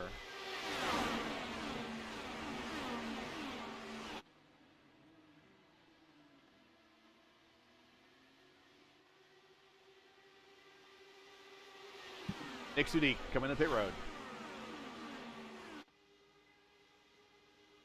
This is the first of the leaders that have a shot right here. I'm willing to say anybody early in the top 7 for sure. I'd say the top 10 always has a shot here in Indianapolis. He is hitting pit road. He hits his stall on the marks, up on the pneumatic jacks. Right now, the lead pack is going into turn 3.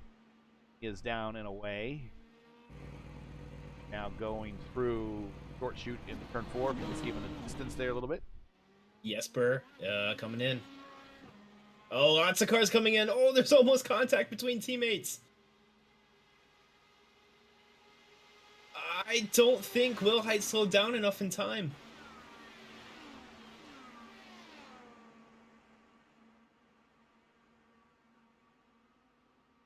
And we got some blinkers on pit road. That might be Cesar Cabral. That resolves itself. Now, we'll see who pulls away from this. I'm certain that Will Height probably has a speeding penalty here. Yep. Will Height stays done. Tough luck. That last stop is so important to get right, but... Here's Nick Sudik at 100% speed, working his way around cars that he was just battling up in the top 5. And now he's popping out right behind Jesper Orman. Nick might have just moved himself into P2. He absolutely did. Forget everything I said about the overcut.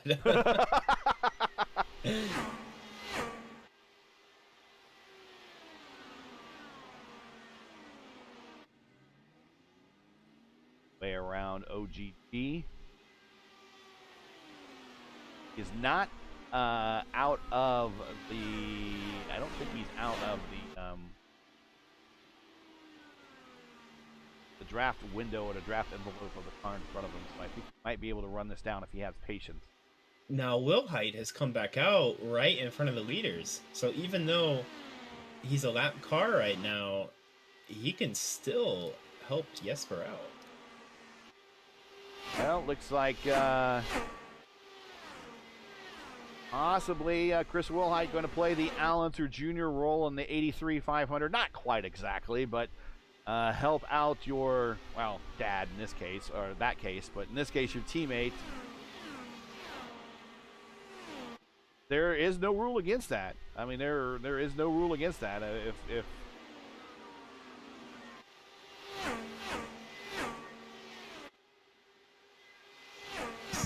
Looks like Crane is going to come back out in 4th position. Nice, he's come out 5th behind Graybill. Gabriel Ammer took a big hit there, though. He's back to 7th. Ike 8th. Hollenball 9th. Cotardello 10th. Laura Gerhardt 11th. Haven't mentioned that name all day today. Yeah, Jesper is now all within the draft of his teammate. And while this might not seem fair to a lot of people, this is legal. And also, Wilhite is at the tail end of the lead lap, so he'll want to. It's not like he doesn't have the pace to, you know, hold these guys up. He has the pace. He was among the pace setters before. Now he's just unfortunately had that penalty. He wants to stay on the lead lap and hope for a caution here in the next, somewhere in this next stint. 25 to go. So that pit cycle moved Orman up to P2, Graybill P3, Crane P4, Lyon P5, Ammer back to P6, Ike P7. The biggest loser, unfortunately, is the number 1 car that you're looking at right there of Chris Wilhite. Got a speeding on pit road and a 42nd hold.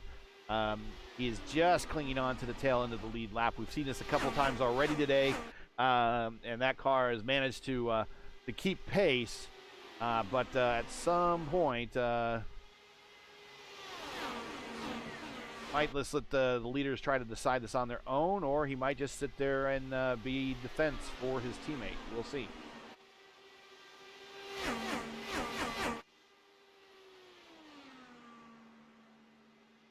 Looks like Graybill, Crane, and Lyon are catching up to a Sudik there as well.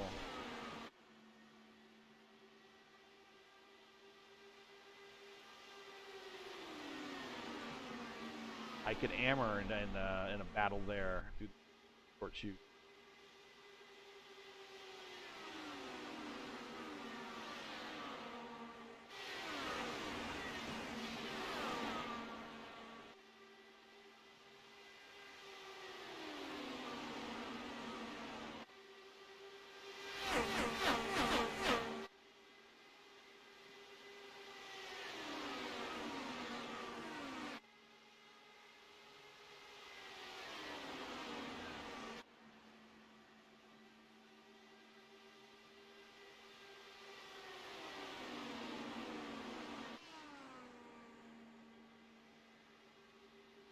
Just kind of taking into action. There's a ton to watch them.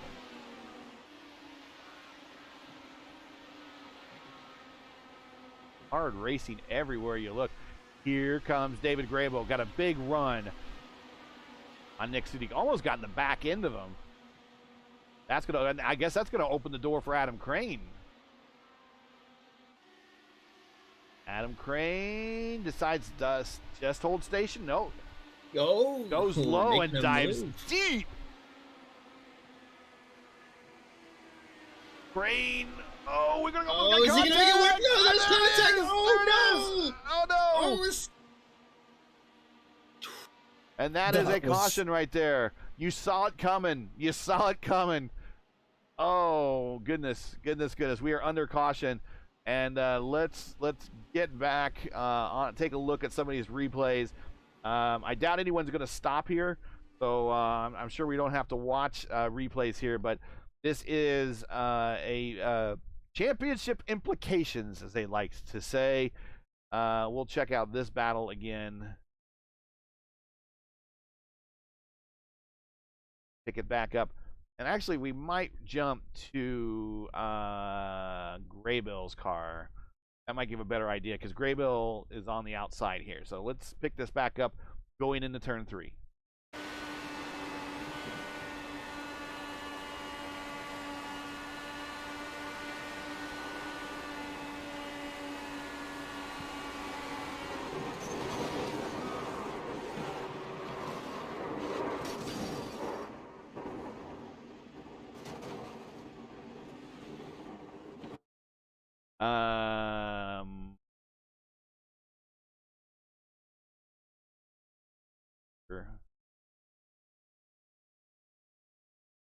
Thoughts? Just a racing deal, possibly? You're going for all you can there at the end of the race, but I think Crank just washed up a little bit. It didn't quite give enough room. Yeah, and then unfortunately they made slight contact, and they would have gotten away with it too. And it looks like that there was a second netcode collision, which unfortunately is what. And I think Will Lyon might be part of that as well. I think he has a damaged left front. He made it through and then got tagged by Gabriel there on the front straight, which took off his right front, unfortunately. Now, I want to see at the end of this thing, where was Christopher Wilhite? Did he get back on the lead lap? I think he did. Yes, he did. Yeah, he did. He absolutely. There he is. He was the leader. There's the incident behind that you see. He is the leader. Probably like cautions out. Yes! And he gets the wave around. Because the pace car will only pick up Jesper Orman there. So lucky, a real lucky dog there. Not a rule lucky dog, but he held on, got his lap back the hard way. He earned it. Yeah, I was watching that crash from Will Lyon's point of view, and he had a job not to head into the pits because he got pushed all the way. Yeah, I was worried if he was going to hit the attenuator or not. Yeah, he would have got a pit road speeding penalty, and since not a live race control in official races, it would have been virtually impossible to that caution cleared in the most cases racing-wise. If you have to make the dive down pit road, as long as you are safe about it and deliberate about it, and you bring your speed down in a controlled rate, you're going to be okay. The rules are a little inflexible when it comes to iRacing and don't really quite allow that to happen. So he did what he had to do, unfortunately. So now the top three: Orman, Sudik, Ike, Ammer.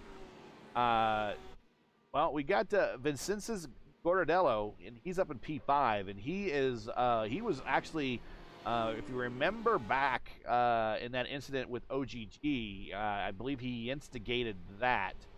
He has now made his way up to 5th. Kevin Burrell, just hanging out, worked his way up to 6th.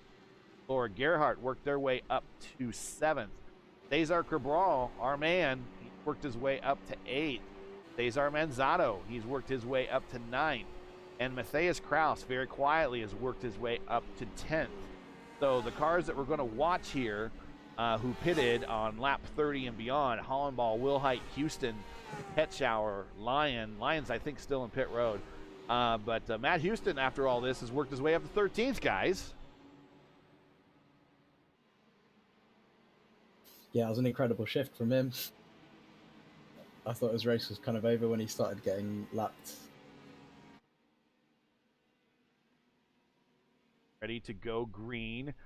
Just less than 20 to go.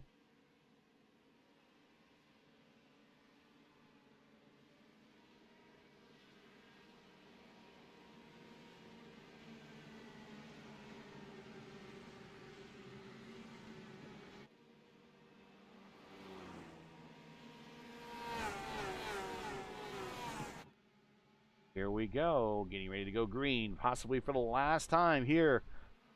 The IIS Top Split Friday race here on Race First. Green flag. Jesper Orman taking him into one.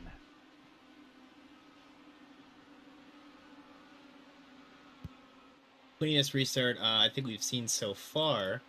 I think roughly 7th on back might have lost the draft. Here comes Nick. Oh, with the outside, inside, fake. Inside, in turn 3. He pulls it off. Nick Sadiq to the lead. Oh, gets loose coming out of 3. Able to save it. Now, is Jesper going to put up with that? He's going to stay right there. He's like, nope, I'm not going to let you. Here comes Andreas Eich. At the line, I don't even know who led. Is that Jesper? 3 wide. Jesper didn't need that. Eich going down low. Eich side by side through the short shoe with Orman. In the 2.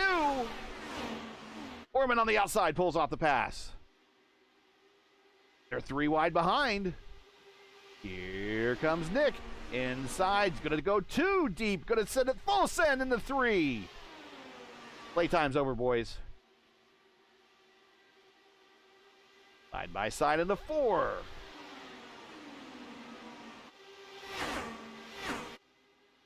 Yeah, Ike's probably the best position for Ike is to stay tucked in behind Orman there. That way he gets the draft that could get the pull along by Nick. Here comes Gabriel Amor on 4 spot. Again, taking to the high line. There is Vincensis. He is P5. That is a lap car of Jonathan Oshlam there in P16. He is currently at the Jimmy Johnson car right there. He is not a factor in this play other than being a car on track. Ike is your leader. He's still gonna make moves though. he wants to get that lap back.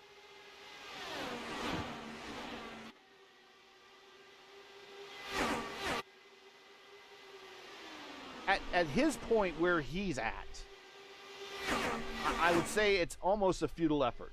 I mean, he's going to need probably the top 2 to crash, and everyone else to make the drive on by in order to possibly get his lap back or in a position to get his lap back.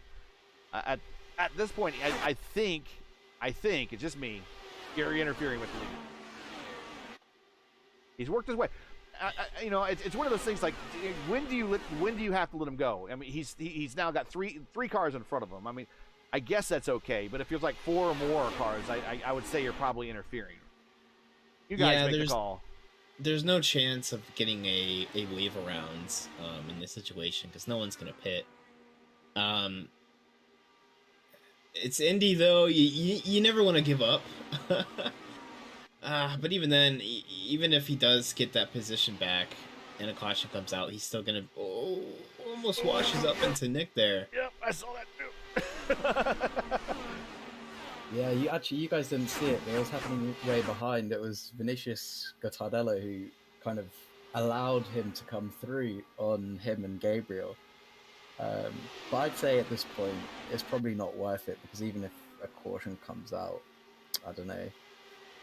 What do you think? Do you think people would pit if another caution came out? No one would pit. No, I would stay out. I'd stay out. Yeah, then there's really not that much point. I mean, chat, you tell us. I mean, should that should the number 6 feed to the leaders at this point with now 13 to go? What does racing etiquette tell you? Yeah, I'm seeing Chris Wilhite is now up to 7th. Go back here, new tires. In chat, someone was watching his progress, and he has now worked his way up to now P6, and he is going to go after Vincenzus. Yeah, Sudik with a slight chirp on the radio towards Oshland there. As he goes into second, he's going for almost the lead there. Or, I guess, not getting his lap back, I suppose.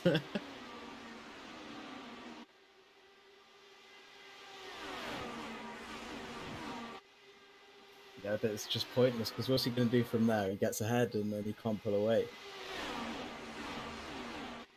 I don't know, man. Maybe he's got money on one of these drivers. That's a good explanation. Trying to figure. Oh, and he's in the wall. Hits the wall. He's in the wall. But he keeps it straight. He about rebounded off him and made a bigger issue out of it. But now, all right, now you got to think to yourself, okay, all right, I pushed my luck this far. How much further can I push my luck? And looks like Ammer down underneath Sudik. Sudik up high. Here comes Chris Wilhite. Chris Wilhite looking to the low side. And I don't know if I was Nick, if I really wanted to help Wilhite like that. But Wilhite trying to get the move, doesn't get it pulled off. Yeah, that's quite impressive from Chris to make it all the way back up to the front here.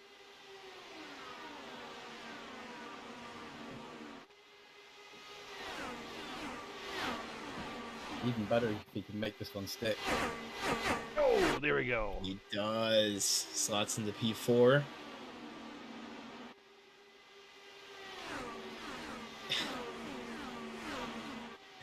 Oshwam is saying he's just trying to get his lap back, but Sudik is saying he's trying to win. So it's gray area etiquette at this point in time. Yeah, I mean, less than 10 laps left.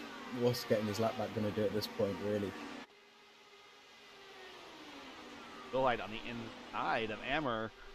And they've got that OP high line. Got that dialed in all day long. He's pulled them off. Beak underneath the lap traffic this time.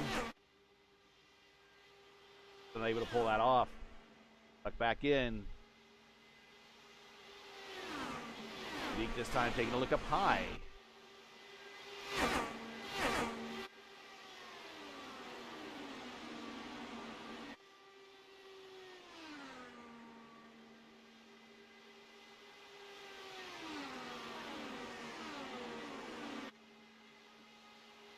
Nine to go.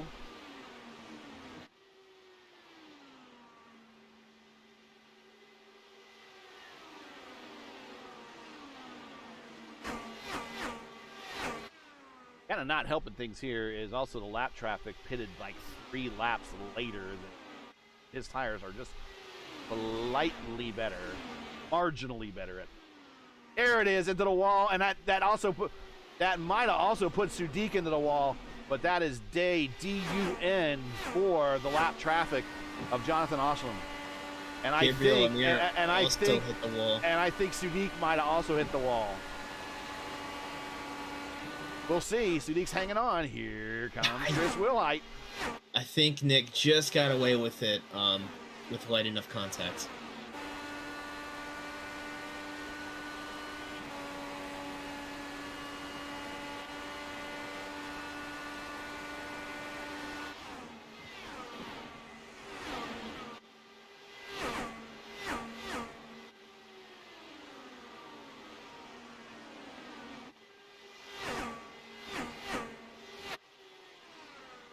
Chris Wilhite, #1 ranked oval driver in this split, is now on the back end of Nick Sudik. I'm wondering if Nick's damaged. I really am now. Yeah, I mean, I heard him say on the voice chat that he did hit the wall, so maybe he's worried about it as well. That time by Sudik, 40.7. Wilhite a 40.5. Leaders 40.8. So I don't know. Maybe not. We'll see. This isn't over yet. 6 to go. I think he's all right. these cars are a little bit more durable than they used to be. Remember Will Power when he tapped the wall during his qualifying run and Yeah. was still still able to keep going. So I think that's what we're looking at here. Or Sato, for that matter.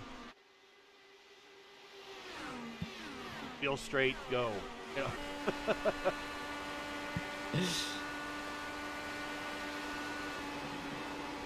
I guess that's Sato's motto. Will straight go. What's Senna's D-gap car? If gap car, yes. Sato is well known for no attack, no chance. And then he had another quote after qualifying this year. It was, I could, after he hit the wall, I could either lift or I could just go flat out. And well, it's qualifying, so I just went flat out. Yeah, I thought one thing he said is the wheel was straight, so I just kept going. That certainly sounds like Sato. Side by side for the lead. We're watching this battle for third at the moment as these two track down the leaders. The leaders kind of going back to what they were in the opening stints of the race, just kind of swapping the lead back and forth. 4 to go. It's a qualification run here at Indianapolis. 10 miles. Decide it. Will I tried making a move on Nick into 3 there. Oh, he's going to get washed up into 4. Yeah, I'm just not sure what this third car is going to be able to do unless someone sends it 3 wide right here. No? Oh, Will Height had the roll out of it. He had the roll out of it. You saw the real estate he had to give up. You saw it physically right there on your screen.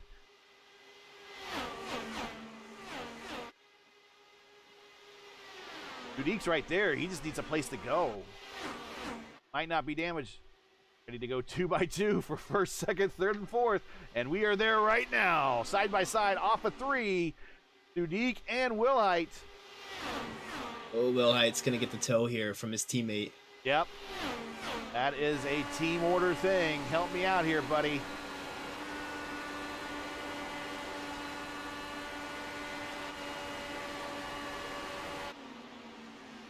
Side by side, 2 to go. Off of 2. Down the backstretch, still side by side, going 3. Will Height following his teammate down low. Green up high. Coming 2 to go.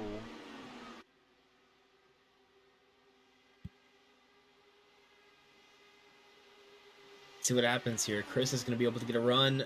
Oh, he's not going to... He's thought about trying to make it 3 wide in the middle of the corner there. Not going to quite be able to fill that spot. Side by side, last lap. Here we go. We're going to go 3 wide in the 3. We're going to go 3 wide in the 3. Here it is. You call it. You saw it right here. Who's going to come out on the other side?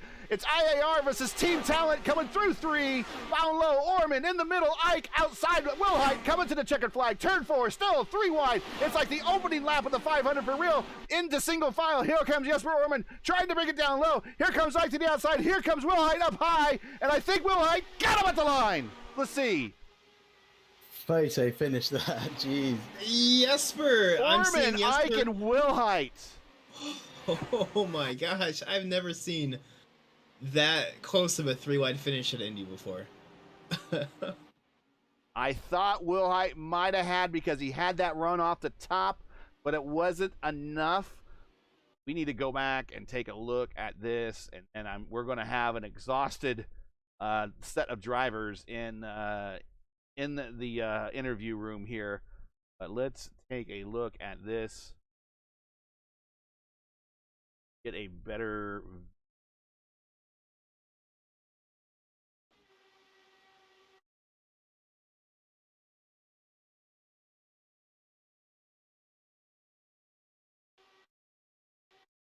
That's it. That's it right there.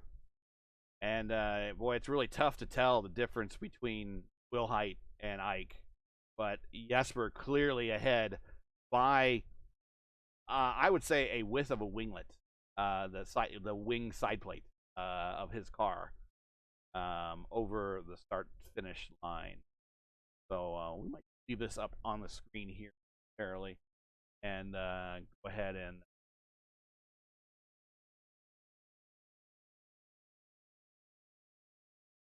let's see who is in the interview. Are they ready? Not yet. So let's do a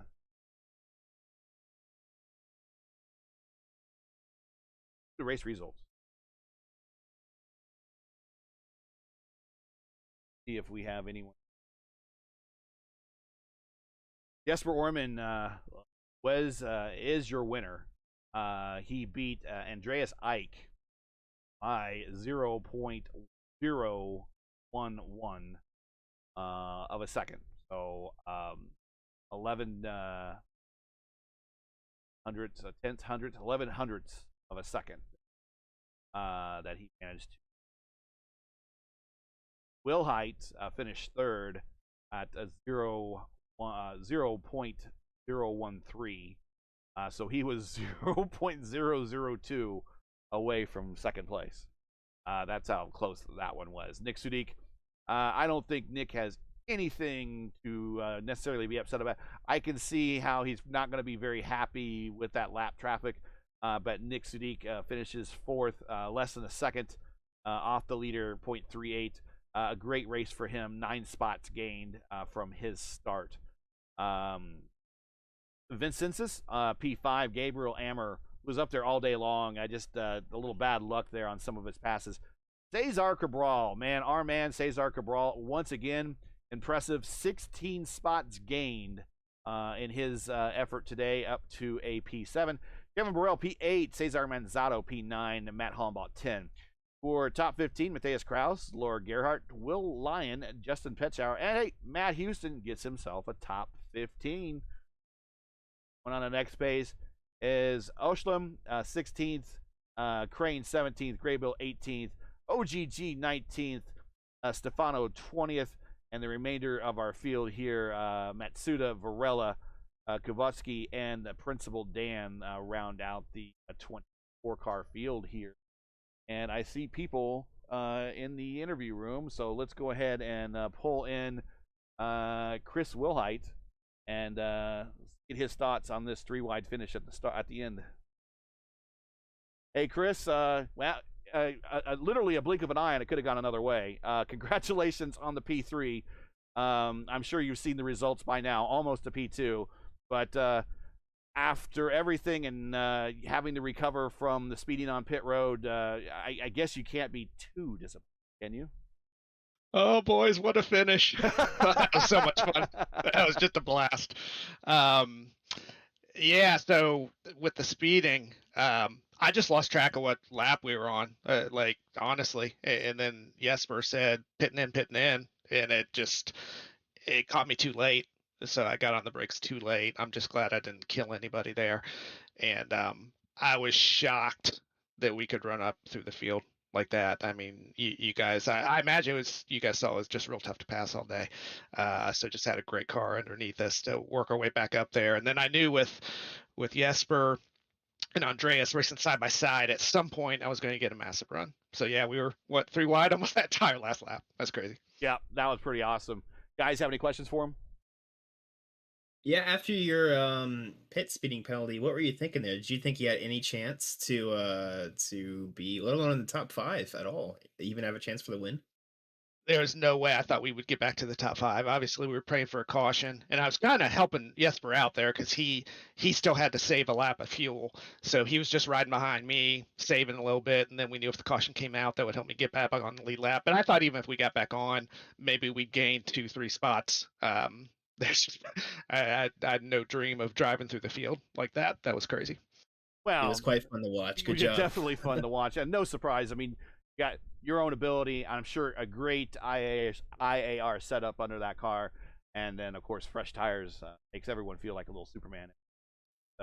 Man, we were yelling into the mic. I'm sure that you were grunting and hollering on that last lap as well. So close, but a great race, a great finish, very entertaining. Thank you very much. Anybody you want to say hi to, shout out to before we let you go? Yeah, just quickly. So this kind of closes the month of May for me. So just what a great month for IAR. Can't thank those guys enough. Jesper won a top split. We got a podium in the 500.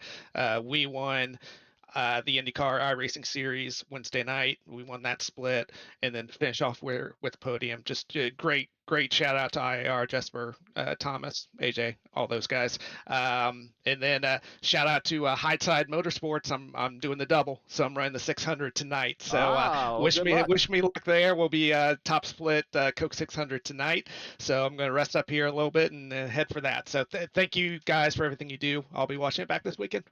Oh, well, let us know how you do in the 600. Best of luck.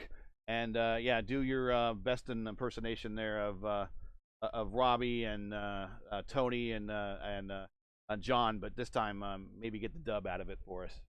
Sounds good. Thanks, guys. Take care. All right, let's get we don't have Andreas, I don't think. So let's get Jesper in here. What is your pulse like right now? Well, first of all, man, that finish. I mean, that last lap, you had to be up in your seat, pushing on that pedal as hard as it would absolutely go. You did it at Indy. You did it in the 375. You did it in the IIS. That's 2 wins for you this IIS season. You won at Texas. You won here. You got to be absolutely thrilled with the way this turned out, regardless if it was a close finish or not. Oh yeah, let's go. Let's go. Feels really good. Feels really good. I mean, I planned that to perfection almost. I decided to start holding the inside from 5 to go, and I gotta say, Andreas, he's a very fair driver. I know that, and we were side by side there for 5 laps. It was great, and I was kind of looking more in my mirror, seeing Chris come back from back of the pack there. So yeah, I was hoping for a 1-2, but hey, 1-3, not bad. Great comeback from Chris. I'm really happy for him. Were you worried about the fresher tires that Chris had? That when he was coming up through the field, that he was going to be an issue for you, or did you think that by the time he got to you, the good of those tires probably was used up with him trying to race up to the front? Well, yeah, I'm always trying to win, but I mean, if I'm second to Chris, I'm fine with that. So I was just hoping for him to get around all those guys. And yeah, I was kind of worried about Andreas more, to be honest, because I feel like he had a little less downforce than I had, so he probably was slightly faster and cleaner. So I thought he might get a run on the outside. But yeah, that was an interesting race. I mean, tons of fuel saving, both early and late. So it was fun. Guys, got any questions for us? I'm gonna throw the softball question out there. What kind of milk are you drinking, Jesper? Oh, it's right, Jesper. You got to drink some milk, dude. Oh yeah, traditional Swedish Orla milk. It's what I've been drinking since I was a kid. I always loved milk, and to learn when I got interested in Indy about 5-6 years ago, when I learned about the tradition with the milk, absolutely loved it. Perfect for me. Well, so I have some milk at home, so I'm gonna get some for sure. Well, now you have to take a video of yourself drinking the milk, and you gotta post it either here or definitely on the IAR Discord. We'll make sure it's seen other places. But yeah, you gotta do the full celebration, man. You don't have to pour it over your head like Dakota did, but if you want to do that, you can. All right, we will see what happens. All right. Well, man, congratulations. I know this checks off a big checkbox on your iRacing IndyCar career. Congratulations. And next week we're going to a road course. I know that you're improving your stats on the road course. So hopefully we see you in the top split at Detroit there. Yeah, I'll try to be there. Detroit is a track I enjoy. I was there with Will Lyon and my teammates in PMRL. I qualified P3, only 2/10 behind Will. So I feel confident. Should have a decent result, I hope. Well, enjoy your win. Have a great weekend, and enjoy watching Indy 500. Oh, yeah. You too, guys. Have a good one. Take care. All right. We'll bring up Nick here.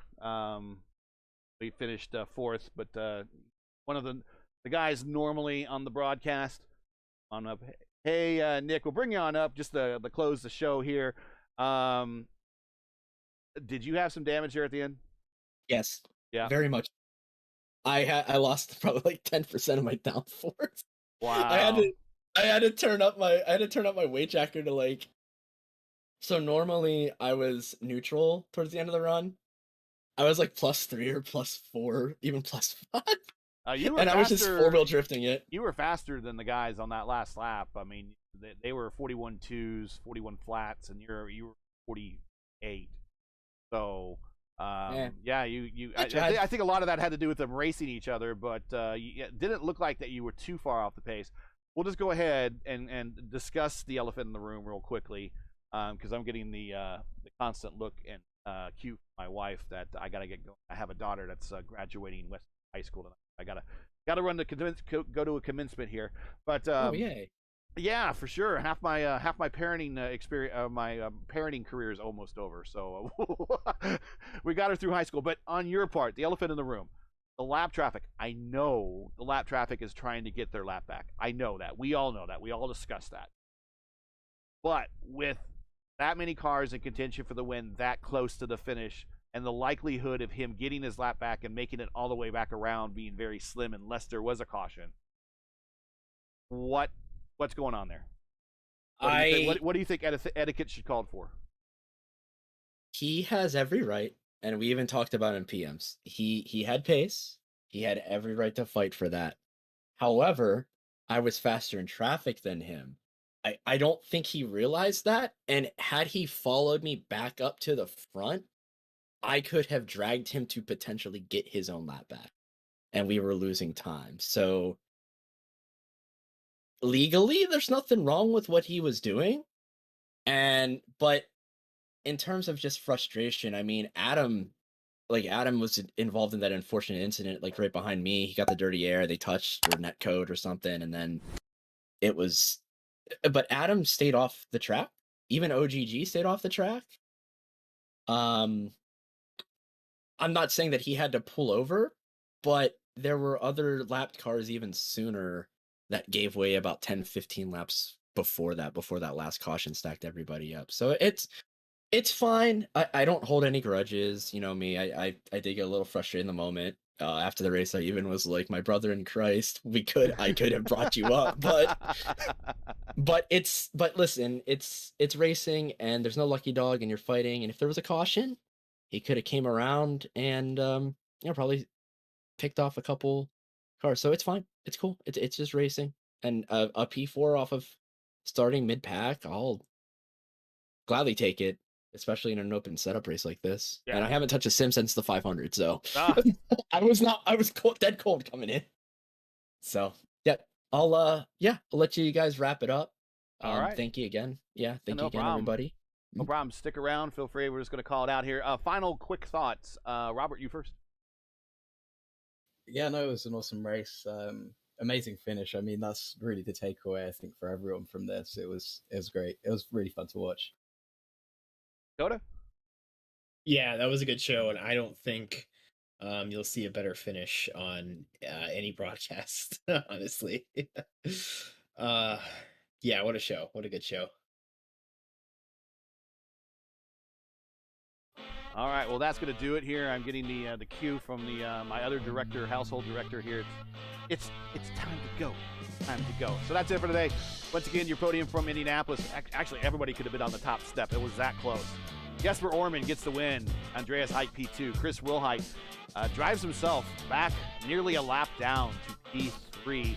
Our man Nick Sadiq, P4. Let's give a shout out to the boss man, Matt Houston. Join Racers again next week for round 7 of the IndyCar iRacing Series from Belle Isle for the Detroit Grand Prix. Coverage should begin approximately 2 p.m. Eastern Time on YouTube. Again, that's 2 p.m. Eastern Time on YouTube at youtube.com/racers. As always, check the official iRacing schedule or our channel for the correct time in your area. Hey, we love bringing these races to you, but they're not easy. They require time and money to produce. If you share our passion for the sport of IndyCar and enjoyed our coverage of the IndyCar iRacing Series, please take time to visit our GoFundMe page. The link is in the description, and donate to our iRacing IndyCar Series broadcast fund. We realize times are tough, so hey, any contribution would be greatly appreciated. We thank you for watching and making us a part of your Fridays during IndyCar race weeks. every week they run.